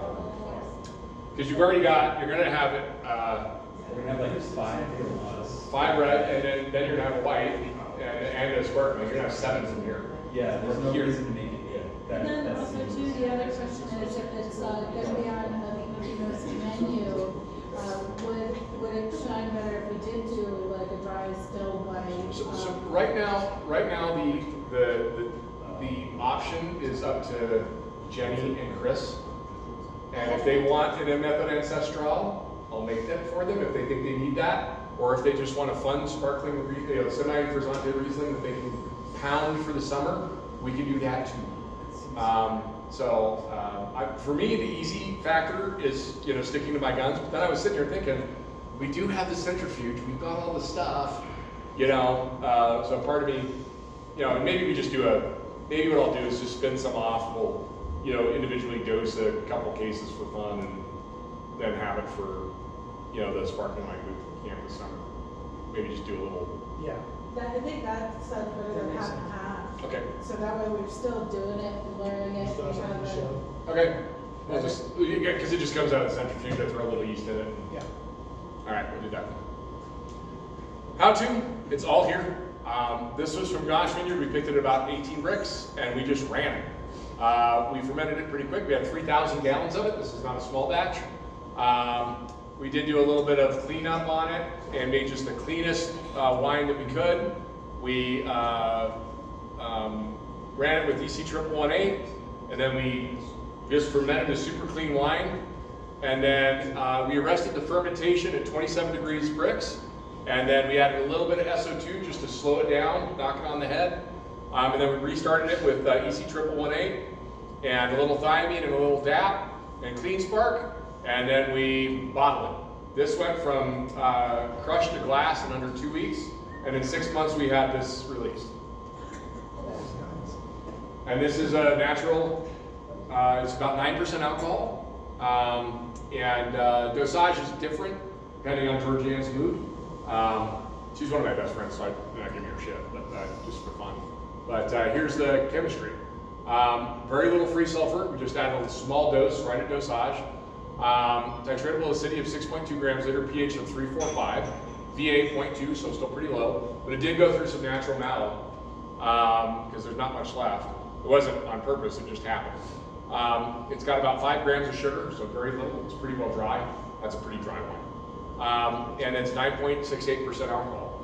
But that CO2 is cracked, 14.6. And what's that? How long was the turnaround for this? 6 months. one? 6 months? And so don't tell anybody that you made a mistake. This whole thing happened. So what I didn't do is measure the CO2. I nailed the sugar rate, but we didn't realize that 3,000 gallons of wine that was cold already had a few grams of CO2, probably 4 to 5 grams of CO2 caught in it. So when we went to bottle, we went ahead and added on top of it. That's why it's so lit. And the first few bottles as they came out, we pop them and they kind of just come right off. They just like leave the bottle. So anyway, now that you have made your sugar accurately, but you got to make sure you got your CO2 nailed too, in case there's one more thing you got to figure out. Questions, curiosities, otherwise. Fresh, bright, simple, drink of oysters. That's what it's meant to be. Oyster. But, you know, we got that at, I think we got picked at $800 a ton. And That's nice. yeah, so I mean, that's got a nice margin on it. I think they get 36 bucks a bottle for it. And in 6 months turn, and then you can dunk on Frank's because we didn't have that sugar to it. It's fun little wine. I get a kick out of it, but it's kind of, we were like more Prosecco in style. Just something fun, vibrant, light. All right. Actually, let's stop for 5. You know, I'm gonna go top up our, I'm doing the culture for the sparkling. So let's stop up for 5, just take a little break, wander around, grab more snacks, or as needed. And I'm gonna grab more snacks on my way, because I need more snacks. You know, when you get these sprouts, they're like, We'll come back. I can eat an entire bacon ham sandwich. It's like that's so I think that it's not a reason, as far as like, yeah, I think so. just a little bit for just. I don't get it, but Yeah.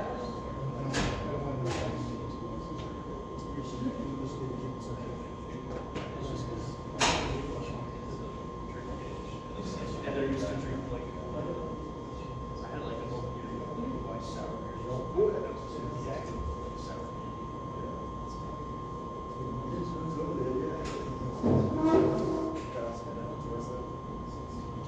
Just different schools.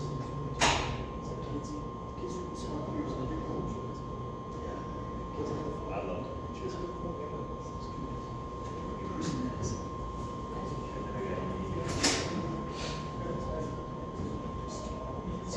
soccer here, butter chicken.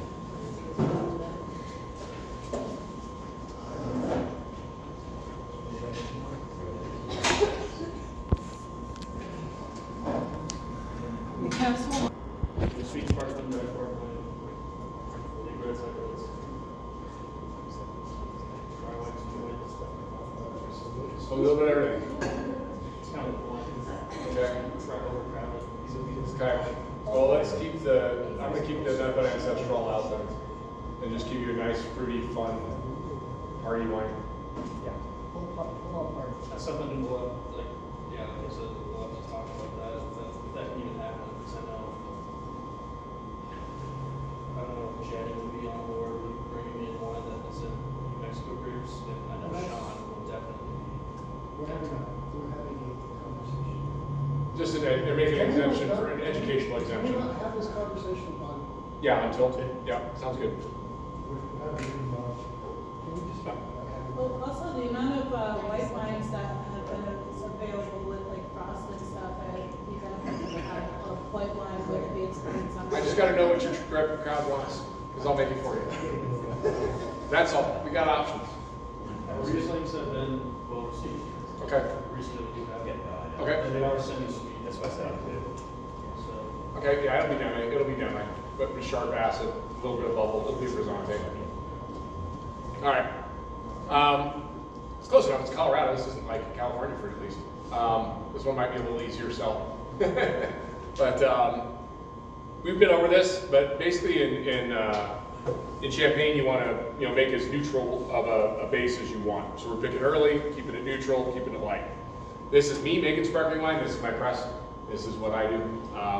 So we still do Methode Ancestral, but we do in a basket press like that. The cool thing about this is you've got rotator heads and stuff, so you don't have to go shovel it. You pick it up, you dump it back out, you dump it back in, then press again. That's cute. That's nice. Yeah, it was about a ton. That's so sweet. We did over pressing yesterday. We got a whole bunch of press it. Usually no SO2 used because we want to really oxidize that wine. We went over the vintage variations yesterday, so I'm going to just kind of skip through these. I kind of included, like I said, some of the stuff. But again, for the most part, between 19 and 20 bricks, pretty low. Here, you might have to pick a little bit earlier if you want to retain natural acid. Depends on what you want to add. You're going to have one thing or the other. You're going to either have to add sugar or you're going to have to add acid. You're going to kind of got no choice when we're making wine in a little bit hotter region if we're trying to keep within those parameters of natural wine, or natural, like, of champagne, I would say. pHs are all low. So we talked about that. Excuse me while I jump through here. We did the potassium uptake. Anyway, if you're not from Champaign, basically, you hold a bunch of press, you get a tank full. Usually somewhere around 120, 30 gallons a ton. That's your like ideal yield for your base wine. The rest of it you press off in your tie, and that becomes your tails. And you confine that, acidulate it, clean it up, and put it back into the blend later if you so desire to. Limited SO2, no need for enzyme. A lot of times I don't use enzyme in sparkling base because I'm trying to hold on to all that natural pectin and everything to help maintain mousse stability and bubbles. So I don't use a lot of enzyme, whereas in a lot of other things we do. I don't use much in sparkling usually. What do you do with the press fraction? Well, we're not in France. They have to be classified and do other stuff with it. We don't. Clean it up, get the pH down, use it. Yep. Does using enzyme affect the way you would measure sugar through an enzyme method? Different enzymes? Enzyme just thins the juice so you can settle it better. And when you're making sparkling wine, a lot of times you're trying to keep everything in the wine that will keep your mousse in solution. So you start breaking down those pectins, you start breaking down those other things, you can end up thinning your juice so much that it has a hard time maintaining a holding level. You can do it. It's not saying you don't have to. There's plenty of wineries that certainly do that. But I try not to. In a dream world, I would have a centrifuge, and I would centrifuge my juice and clean it up that way. Imagine what it would be like living and working in a place that had a centrifuge. Clean juice. Anyway, I digress. Primary fermentation, a lot of different styles. I say stick with the basics till you have a system down. Don't go straying in yeast because you are playing with some really difficult fermentation practices. ML can be employed, and usually you do it on the base wine, but you don't do it in the bottle. I tend to like to ferment on bentonite on the base wine because I want it, protein stable before I go anywhere near the bottle. And then goal is a neutral wine. You just want a really clean, neutral, non-offensive wine. Remember, you don't have to follow tradition. We're in America. You aren't bound by the rules. You have options. You can do unique things. I always thought this is funny. The third leach isn't working. Maybe you need a booster leach.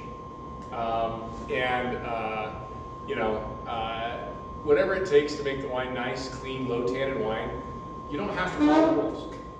You can write your own script. There's a lot of things we can do. We're still pioneering, and you have an opportunity to write the rulebook. And don't let the other people tell you you can't, because you can't do what you want, and we need to. If we don't do something, our industry is going to swirl the drain. Baseline takeaway, Franken wine. This is, if you want to truly make wine, you want to be a craftsperson that makes wine, sparkling wine gives you the broadest number of options. Because you can do all kinds of stuff in the pressing, you can do all kinds of stuff in the juice phase, you can then bring it in, you can re-ferment it, and you get to add all sorts of things there, and then you just get to do so many different things. It's a lot of stuff. Your goals, though, on the base wine is your ethanol needs to be less than 12.5%. You don't want to be much more than that. You're really struggling to get a re-ferment started. Cold stability has to be very cold stable, or you add one of those crystal growth inhibitors. Those are really nice. Those are very handy things. But if you're trying to be natural, they're not your best thing. Filtration, generally no or only loose filtration. Generally tight filtration isn't desirable, but because you can end up with losing some of your polysaccharides and things that allow your mousse stability to come along. And again, that total SO2 in your baseline, less than 100 parts. More than 100 parts, you really start running into problems getting that re-ferment started. Re-fermentation. So here's the deal. Talked about this yesterday. It's just cruel what you're about to do. You're about to convince some yeast to go live in the desert where there's just no food, there's nothing. They've got to restart in alcohol, which is already going to break down their cell membranes. The amount of food that they have is very limited nitrogen, and they've got a short, hard, challenging life. And so you've got to do everything you can on the front end to give them the best utopia that they have in their early days, so they've got a good chance. talks about, When you try your mustache, what do I you're do? gonna kill it with the yeast. This is the portion where you can put your mustache on. Oh, yes, yes, This is yes. the- No, that's when I fortify wine. Oh, That's in fortified wines. fortified. No, right now I'm the opposite. I'm trying to create utopia. You know, I'm trying to give these yeast this like absolutely, beautiful. I'm a Morlock. Anybody read H.P. Lovecraft? Anyone? Anyone? One person? One person. Time Machine? Yeah. So, basically I'm a Morlock in doing this. So in H.P. Lovecraft's the Time Machine, and actually I identify with Morlocks a lot. It's one of the first sci-fi novels. And this guy loses his wife, so he learns how to make a time machine so he can go save her. But he accidentally sets it wrong and goes way into the future. And in the future, it's like one of the first discussions of class warfare, written at a time when many of the revolutions were happening. But he goes to the future, and he gets to this future, and everybody's beautiful. Everything is perfect. There's just these young, beautiful people laying around. Everything's magnificent. They have the best life ever. Everything's just pure bliss. And they're just having the best time ever, and they're named Eloy. And Eloy are hanging out, and he's like walking around looking at everything. Wow, it's utopian society, everything they need, everything they could possibly want. They're just, just living the dream. The only problem is every now and then one of them just sort of disappears. People never really die, they just disappear.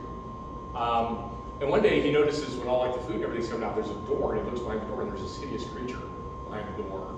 And he's like, oh my God. What the hell's that? So one day he goes in the door and just follows down into the bowels, and there are these hideous, ugly creatures underground that are making everything for the beautiful Eloy. And if you think about aristocracy at the time, especially if you're like in Liverpool, England in the 1800s, where these people are just grinding in factories, just getting ground to death in pain and agony to support the beautiful people living in the Gilded Age, having the best time ever. And so it was a statement on that. But the thing is, the Morlocks, who created everything for the Eloys, basically were farming the Eloys. And then they got to have their way with them every now and then. That was their repayment for doing all the hard work for them. And that was sort of the idea too, around the revolutions that happened at that time, that the underclass that were working for nothing in the mines or whatever, or in the factories, had to go do a Luigi. And for those of you that understand, you understand. You don't, too bad. Anyway, what I'm trying to do now is create that utopia for the Eloys, and then in a few days I'm going to put them in a really bad place and just say, good luck, have fun. So building an inoculum law process, we're working on it now. We made the sucrose solution the other day. I'm adding, basically just like you did, started inoculation, letting it grow. The only difference is I've got it at about 20 bricks right now. And then as the next few days go on, I'm going to lower it, just a little bit at a time, until I get close to the same sugar content that's going to be in the wine. And then I'll pitch all the sugar in, we'll blend all the wine in, and go from there. But it takes a long time. We'll do all this, fermentation step down until it's mostly cuvee, and then eventually we add everything else. So we'll do this. Tirage additions, usually thiamine, nitrogen, copper, I don't add that, but I do add adjuvants. Adjuvants are an effing miracle. Adjuvants are these bentonite algae mixtures I talked about. Adding baseline, we got to get our numbers just right. So we want to have at least 1 million cells per mil, and we'll do that. We'll count these. I'll show you how to do it. Got to make sure we got the numbers right. We got to make sure that we got our sugar just right. Show you how to do that too. We can do it. It's easier to do when you've got a baseline with a hydrometer, because you have a baseline and you can figure out what that base bricks is. And if we have a good precision hydrometer, we can then, as we're adding the sugar back in, we can figure out pretty close with the hydrometer how good it is. But you have to have that baseline sugar number up front. Bottle or close the lid on a pressure tank. So baselines and Charmat Method are both the same. And then basically you do this. And you become Frankenstein, and you go, it's alive, and you hope it's alive. Because if it's not, it sucks.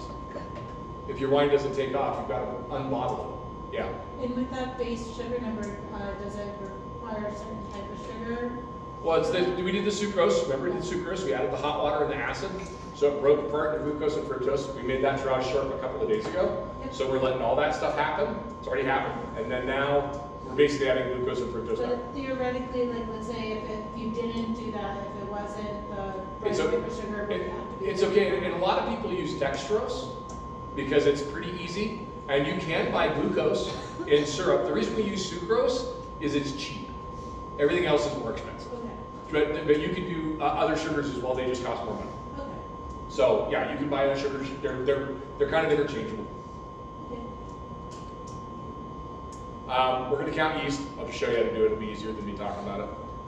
Again, do that later, I'll later. But anyway, point being, yeast cell counts, too many yeast, we get too much autolysis, and we get a neck that you can't degorge. You've got too many yeast. If you don't have enough yeast, and also if you have too many, you don't have enough nutrient, they'll get stinky and reduced. And then you got that problem with degorging because you got so much neck in the bottle. Too few yeast, you may not get the ferment through. So you gotta get it just right.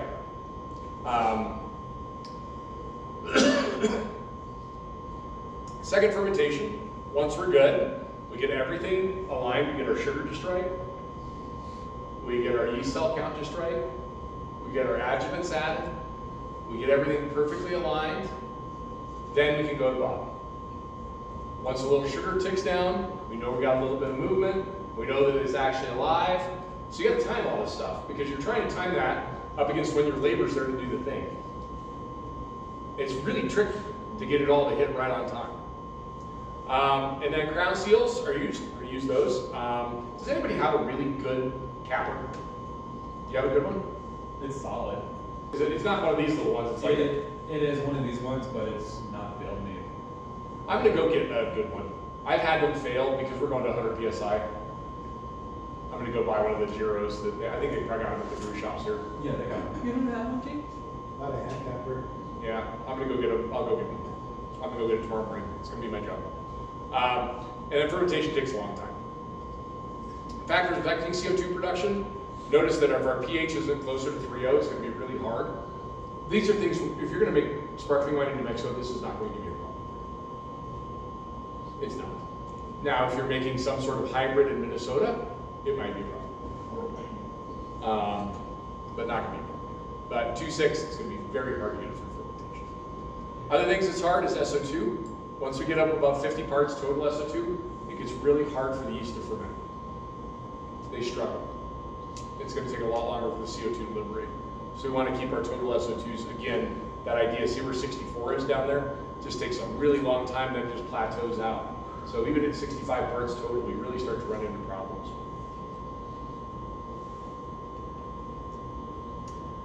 Fermentation takeaway. And this is all on file, so you can look it up. Correct ABV is important because you're going to add 1 to 1.5% to that wine in your second fermentation. You start at 11% alcohol, you're going to add 12, 12.5. You start at 12.5, you're going to add 13. Start feeding 13.5, or if you're lucky, you'll get to 15 if it doesn't stick. Good luck. And 15% alcohol sparkling wines will do things to you that you just don't want to know about. And then if you do too much, you make that face and make that sound. Is it really, I mean, worse than like tequila or whatever? Is it what is Something, you know how bubbles affect you differently? Oh, is it just? Yeah, something about 15% high alcohol bubbles, it's a thing. Oh, really? Yeah, it's a thing. Huh. I'll try it. Yeah. Okay. Go get some of the odds, go get some Molly Duker, the sparkling, whatever it is. Sparkling chip or something, I don't know. Yeah. Woo, one glass of that. Things happen. All right, we'll do Charmat Method. So we'll get through this in time, I think, just barely. Including but not exclusively Prosecco, Lambrusco, Moscato d'Asti, Asti Spumante, Sect, other moderate quality sparkling wines. So here we are, let's go ahead and pop them. And we got 2 Charmat Methods. We got the original, and then we got from just up the street, our friends at Carboy Winery. So if you want to come grab another one, get these guys, and we'll finish up with the real deal. So again, the only difference with these is that they are fermented in a tank. So we're seeing Cuvée, right? Tank cuvée. tank just means cuvée, yep. And this guy is very go. Boom, the Rafino. And then here is the Grand Brut.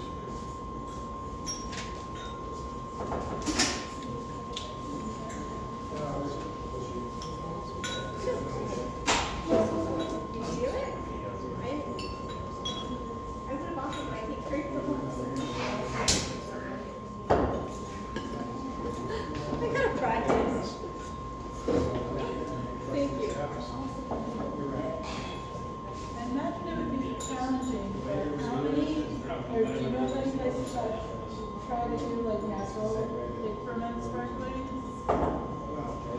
Methode Ancestral? Or outside of that now? Well, if you launch now make a, like a traditional. I only see what I eat like 5:30. I like to get up at 5:30. Work out. Oh, just add sugar? I didn't know if there was another method too. That is really like,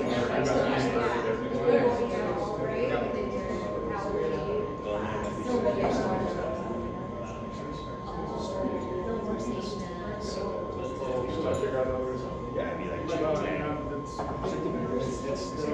Sam knows. I like to like. Getting time. just one time. We had to get this out of one time exemption, and next year we won't have to pay that exemption. For that long? I know what you mean, but like, it's hard. Because when people, it's one time exemption.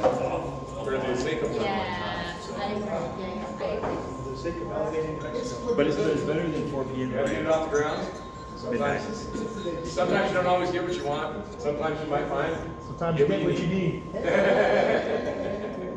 So, Tuesday you need. You gotta hide, Yeah, just sort of. Oh, no, it's fine. I forget too.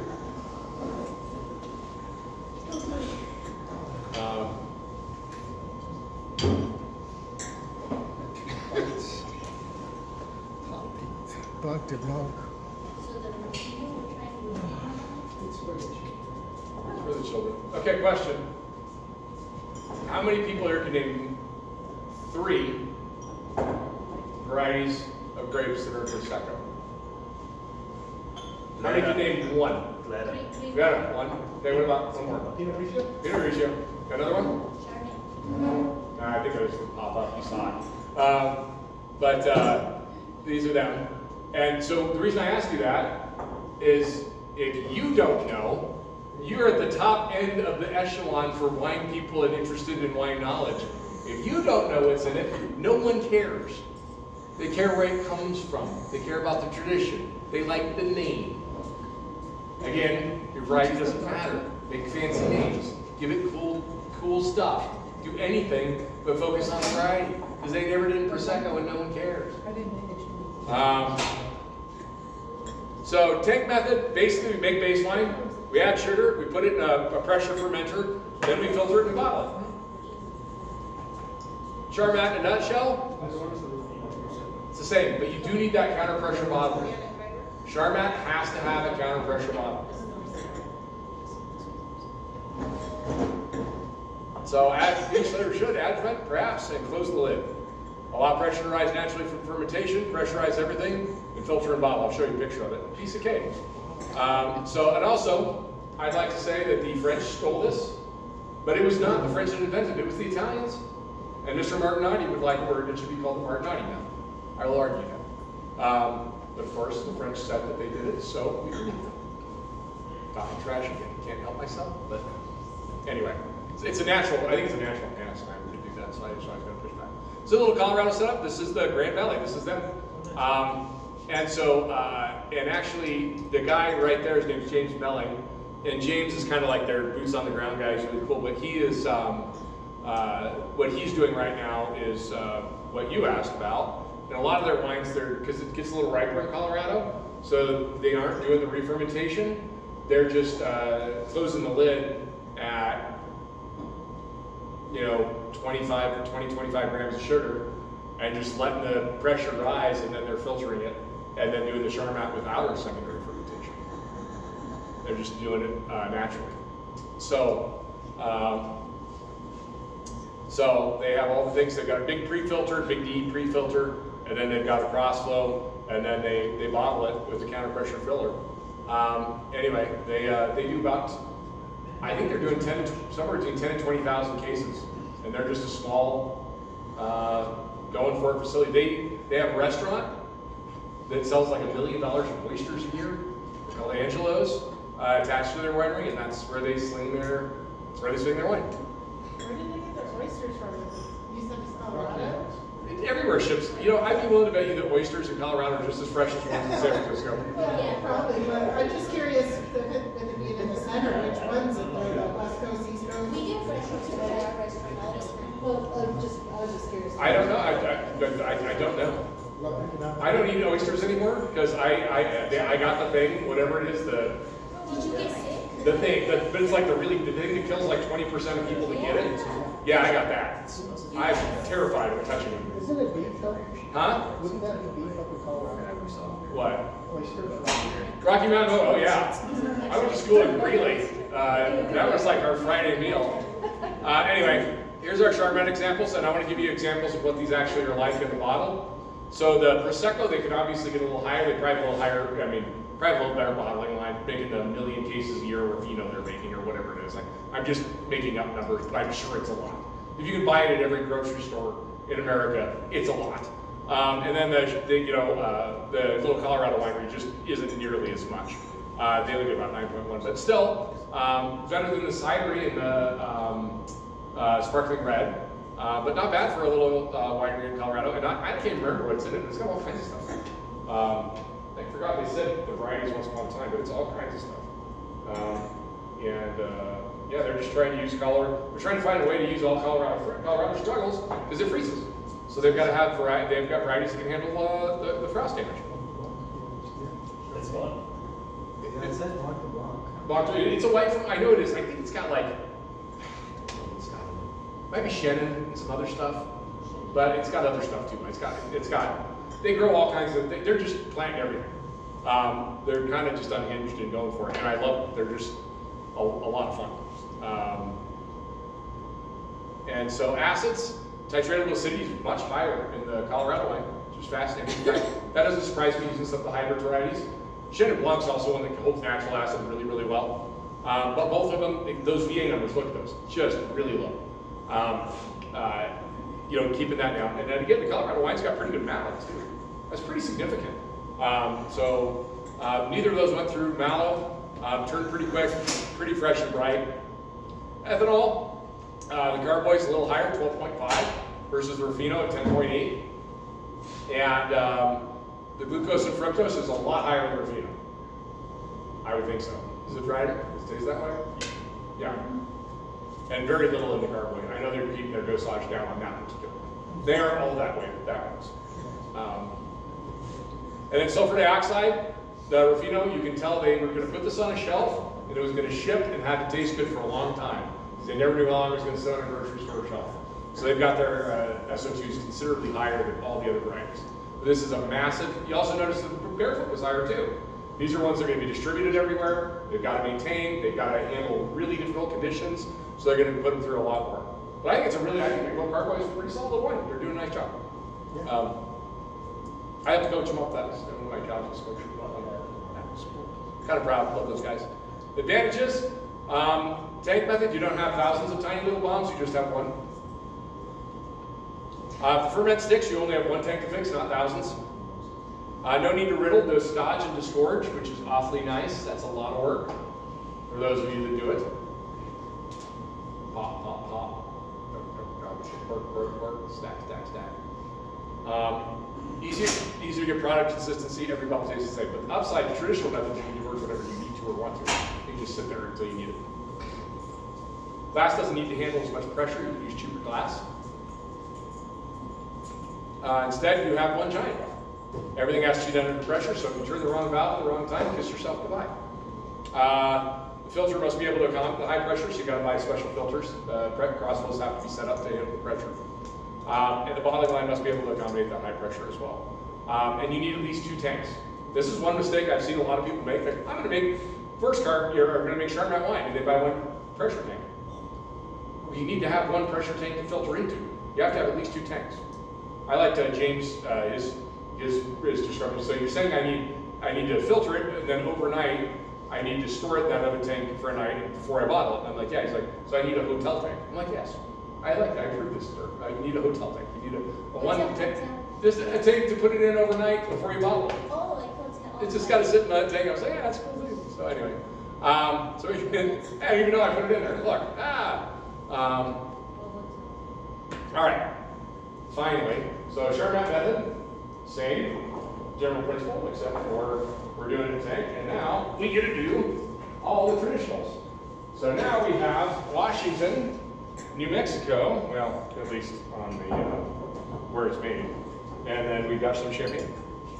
So let's do them in order. Now you do need 3 glasses, and then we'll wrap you up.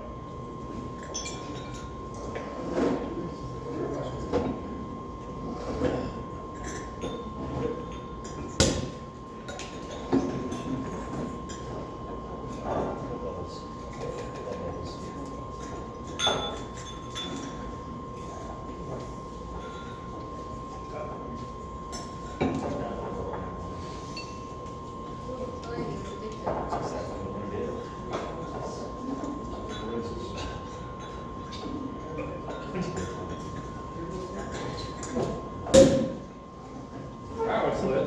Jesus. Crew A does. They push it. They always do. They've always got some of the highest CO2s of anyone ever. They're close to that.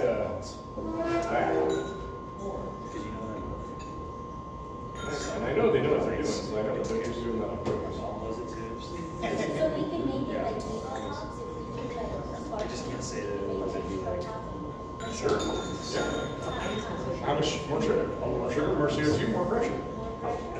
Yeah, but then you risk, but if you get too much, you run the risk that when your customer takes that loose and it comes off and hits them in the eye. I mean, they know they're only one bottle.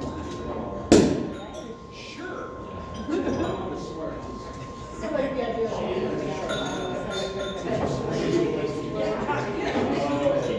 Yeah, but if you get the pressure that way, you're gonna cut somebody's hand off. I don't know, it's just a lot of. well, let's do safe measures. Where it's, still hazardous, but it's not deadly.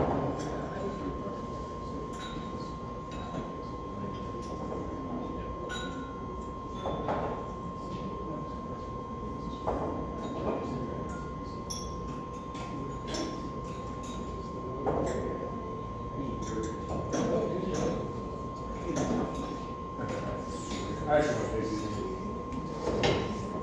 I'm this one's the problem.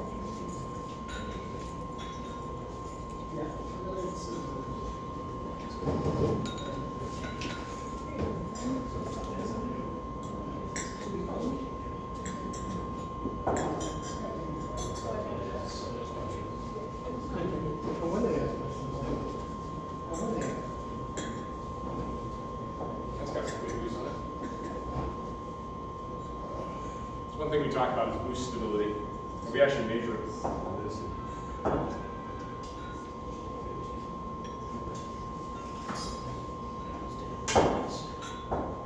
Is this stability related to head stability and fears, proteins, et cetera, et cetera?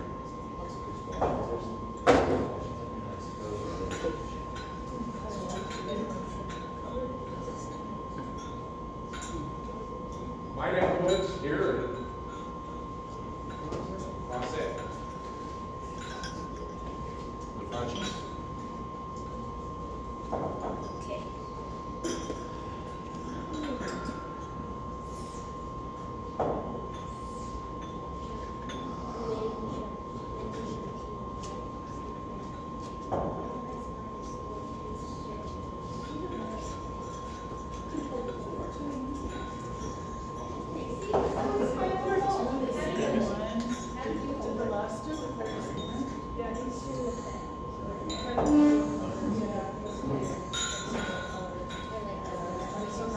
Champagne, the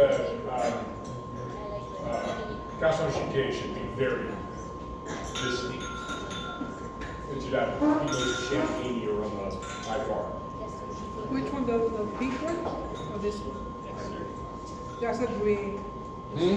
Gruyere? That one's got very, probably got the most.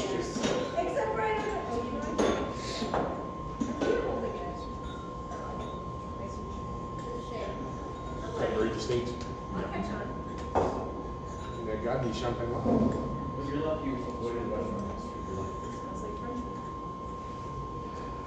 smells like butter. I like me some butter. Butter, sugar,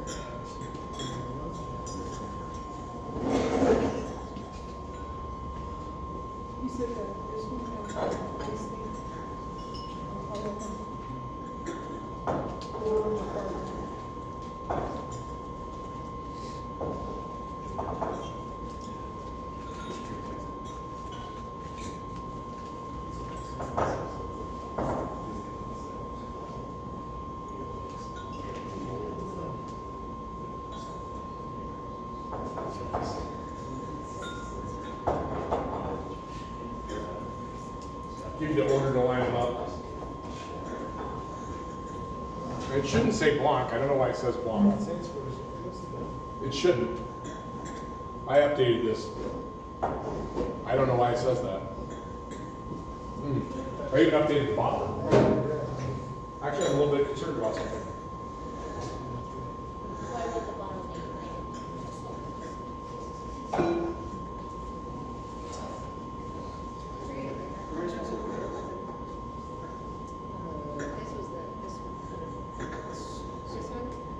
Okay, that's the order it should be in.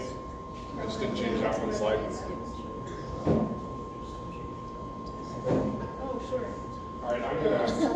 I tried to go heavier on the bottom. We did this already, so I'm gonna skip through this. So after about 80 days, fermentation is generally complete. Maturation lasts a minimum of 9 months if you want real champagne. 18 months is considered optimal, but it can go on and on and on. There is no time limit. And once it's under pressure, that wine's immortal and you can degorge whenever you want.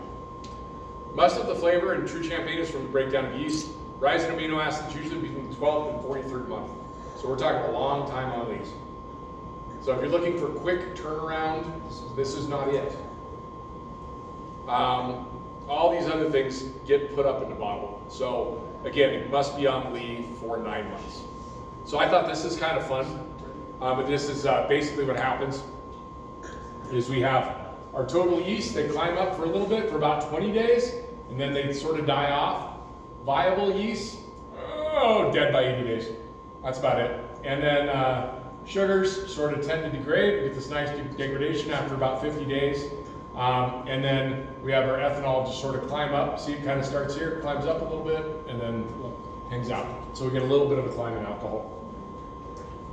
This is one of my favorite graphs ever because this is actually out of the textbook. And the reason I like it is because this is here. They put it on the graph. Unknown. Whatever, unknown, it does the thing. We don't know what it is, but there's unknown. Anyway, benzaldehyde, that smells like almonds. And the other endironal is what gives you that kind of creamy, nutty note. So those things kind of climb over time. And then, Quick question. So like 2 slides back, it was mentioning with a longer time on the leaves that there is more amino acids. Was that more amino acids being eaten by the yeast or more amino released. acids being produced? They're being released. So they, remember I said yeast or feast or famine? They eat all the nitrogen, it goes in their vacuole, and then they die, and they go through autolysis, auto-slice yourself open, because their guts are spilling out, and they spill all those amino acids back in the wine. So actually, healthy for you? yes, and then What spills the guts out? they just die. It's called, they automatically, just the alcohol. Yeah, they just die and spill their guts back. Yeah, that's part of the flavor. It's just the way we made everything goes, it's all a big cycle, guys.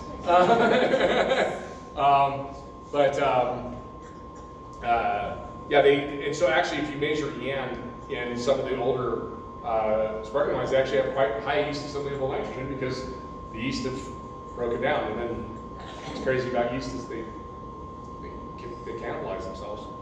Yeah.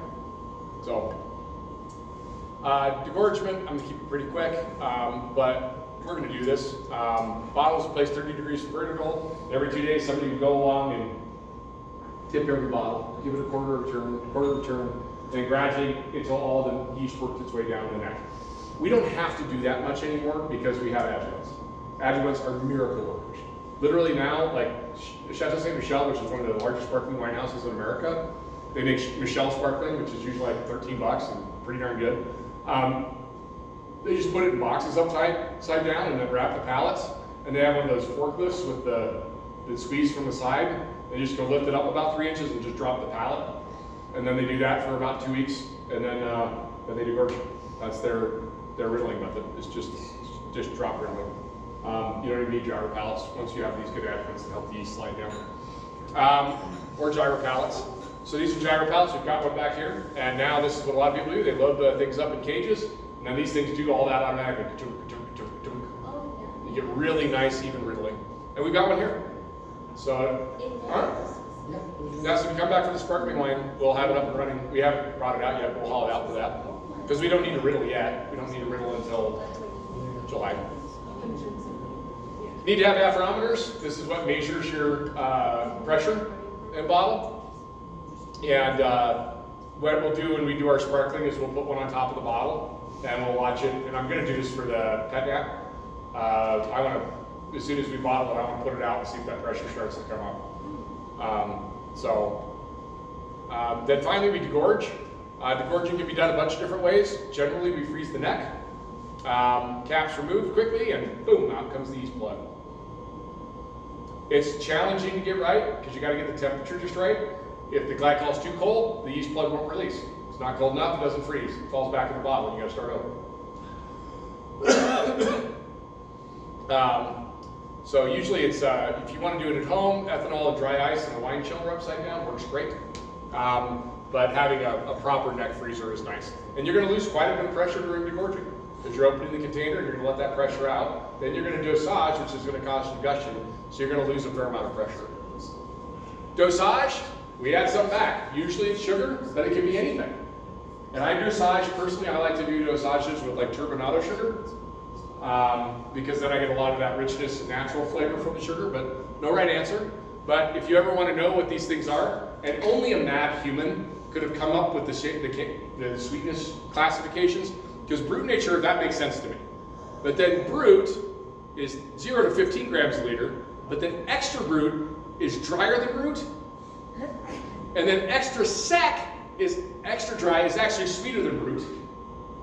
And then sec or dry is sweeter than brute, and then demi-sec, that makes sense now, because now we're semi-sweet. And then dew or sweet, which just means sweet, is quite sweet. So the demi-sec or medium dry, this would have been where the Moscato is. Everything was down pretty much in the brute range today, other than that one wine. I guess the Prosecco was up there a little bit. It might have been in the extra sec region, which also crosses the brute region, which I don't know. Anyway, I think they could have come up with a better way of labeling the sweetness levels. I generally recommend people do trials before you do dosage. You taste them. You add your different dosages and decide what is appropriate for the wine. That's one thing, again, you could do. Another area you could decide. You could decide how much sweetness you do or don't want. So we're talking about just all the different ways you can influence these wines. It's just, this is the stuff you do after you've been making wine for a long time. Yeah, you just kind of got to be full stupid if you want to experiment all the time and play all the time, because it's just a lot more opportunities to paint on the canvas, I guess. Sometimes they add brandy as well. They don't do that much anymore, but they would add shipping liqueur. But it's not as common as it used to be. Generally, it's just sugar now. There's that residual sugar chart. So here we are. Let's look at some numbers. Carbon dioxide, the Gruet is the most lit. They like drink. That's almost in that, almost in the same category as this thing. Yellow Hawk's at 12, which is totally normal, and the Gaston Chiquet is 11. So in terms of the most bubbly, it should be. The Gruet should be the most busy.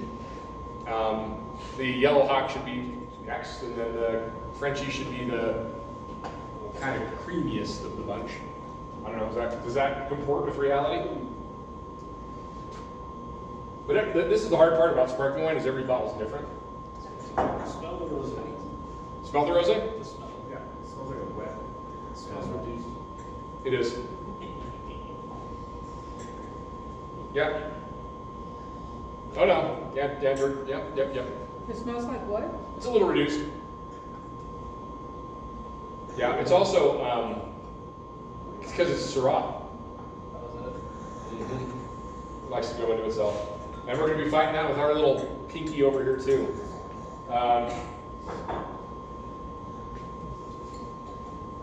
And it's not unusual for sparklings to get reduced.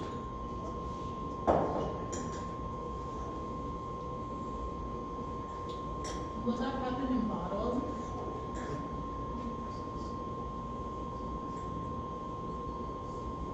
Yeah, it can. Especially if you're dumb enough to make sparkling out of Syrah.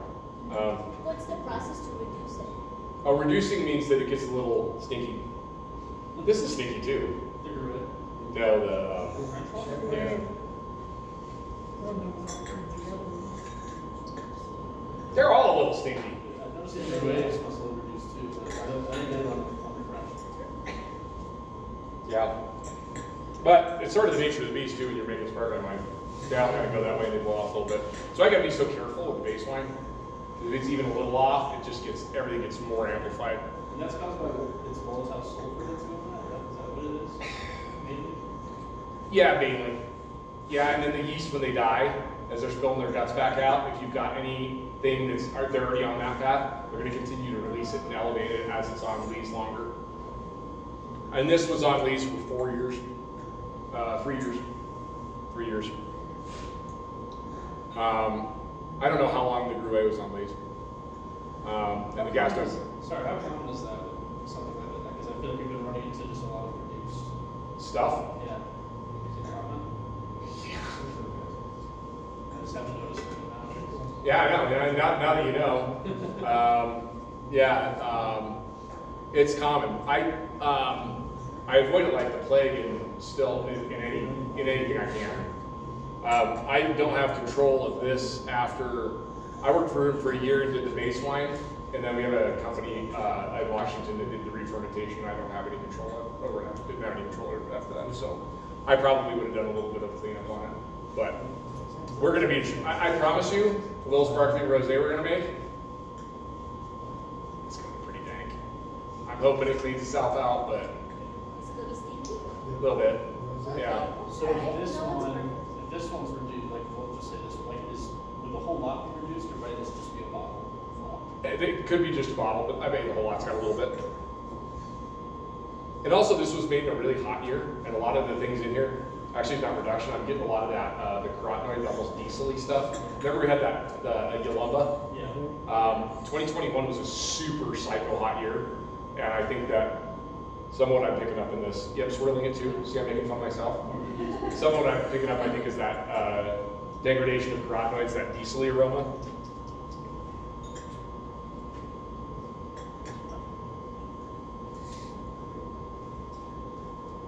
That Gruet's got good bubbles. Yeah, it's still. I know flutes help with like preserving the bubbles. But then you can't smell it.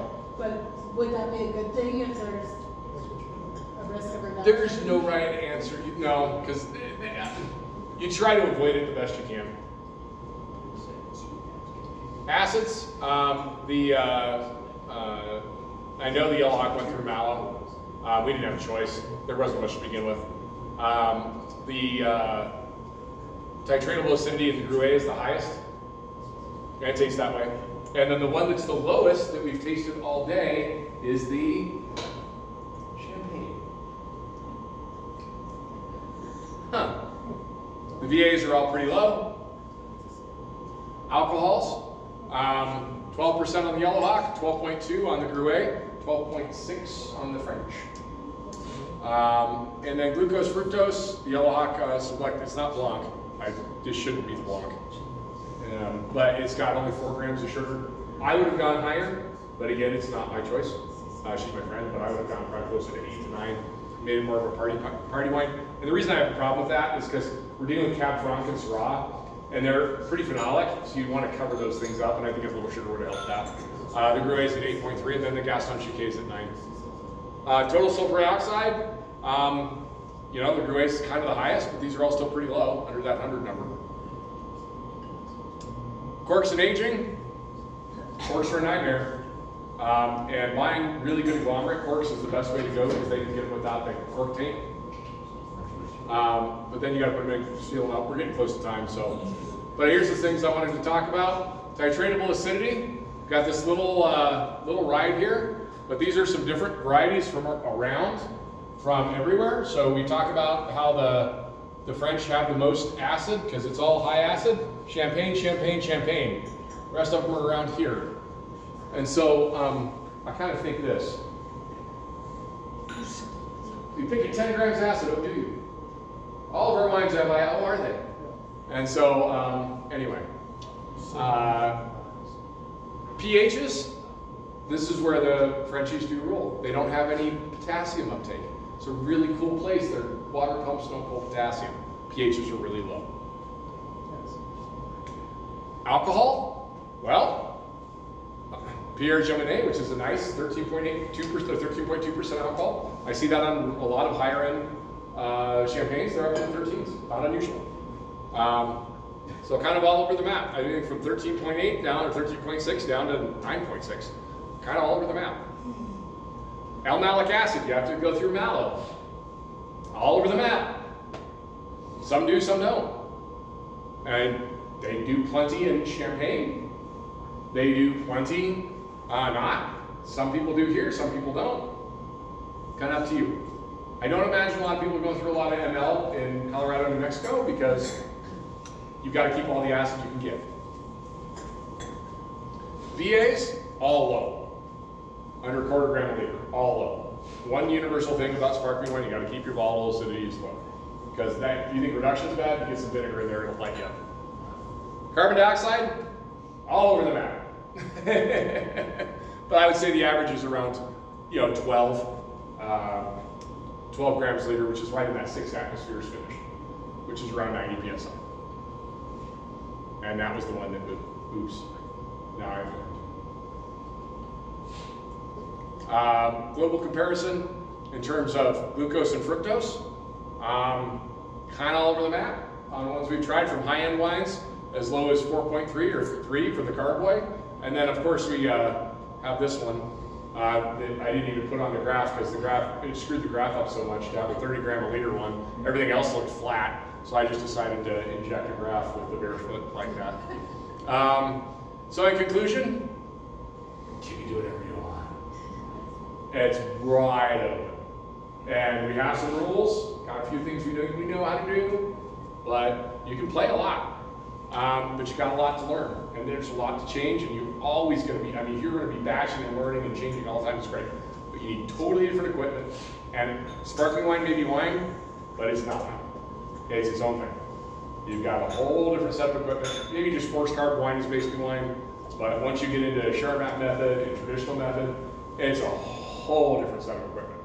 So you walk into any winery, and it's going to look a whole lot different than it did when you walked into Vara. Vara had stacks and stacks and stacks of bottles everywhere. Because that's what you use instead of barrels. And that's your aging vessel. And then you've got a bottling line and a degorging line that has to be top notch because that's a lot of work. It's tons of handwork. There's just no real way to automate it entirely. Yeah, pretty close.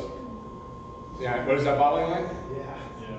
What is it? Like $6 million? It's ridiculous. Yeah. Yeah, but it takes, you've got to have you've got to have a really nice line. In conclusion, I wanted to say that. So I said, show me a picture of what did I ask the prompt? I don't remember. It was like, show me pictures of sparkling winemakers in France. And it did this. What? Yeah. And I don't even know. But they were like, or maybe it was like, show me potential accidents that could happen while making spark. I don't remember what my prompt was, but I kept getting these pictures and I had to put them in. So basically, you're playing with, I think remembers you're playing with bombs, man. These things are, this is not like, once you're going up to 100 PSI, you gotta be really careful. So at the end of the day, have some fun, play with it, rules aren't fully laid. It's a good chance to be a pioneer. And then you just define the terms of the agreement. Don't let anybody else say, oh, we're trying to make our wine like, we're in Napa, they make Cab. Like, no, we're not. We're just making our sparkling like we make our sparkling. This is New Mexico sparkling. Just make it however you want. Be proud of it. Say it's the best, just because. Maybe they'll believe it. That's it. Cheers. Questions? I've run you overtime for one. It's all good. All right. Thank you. Thank you.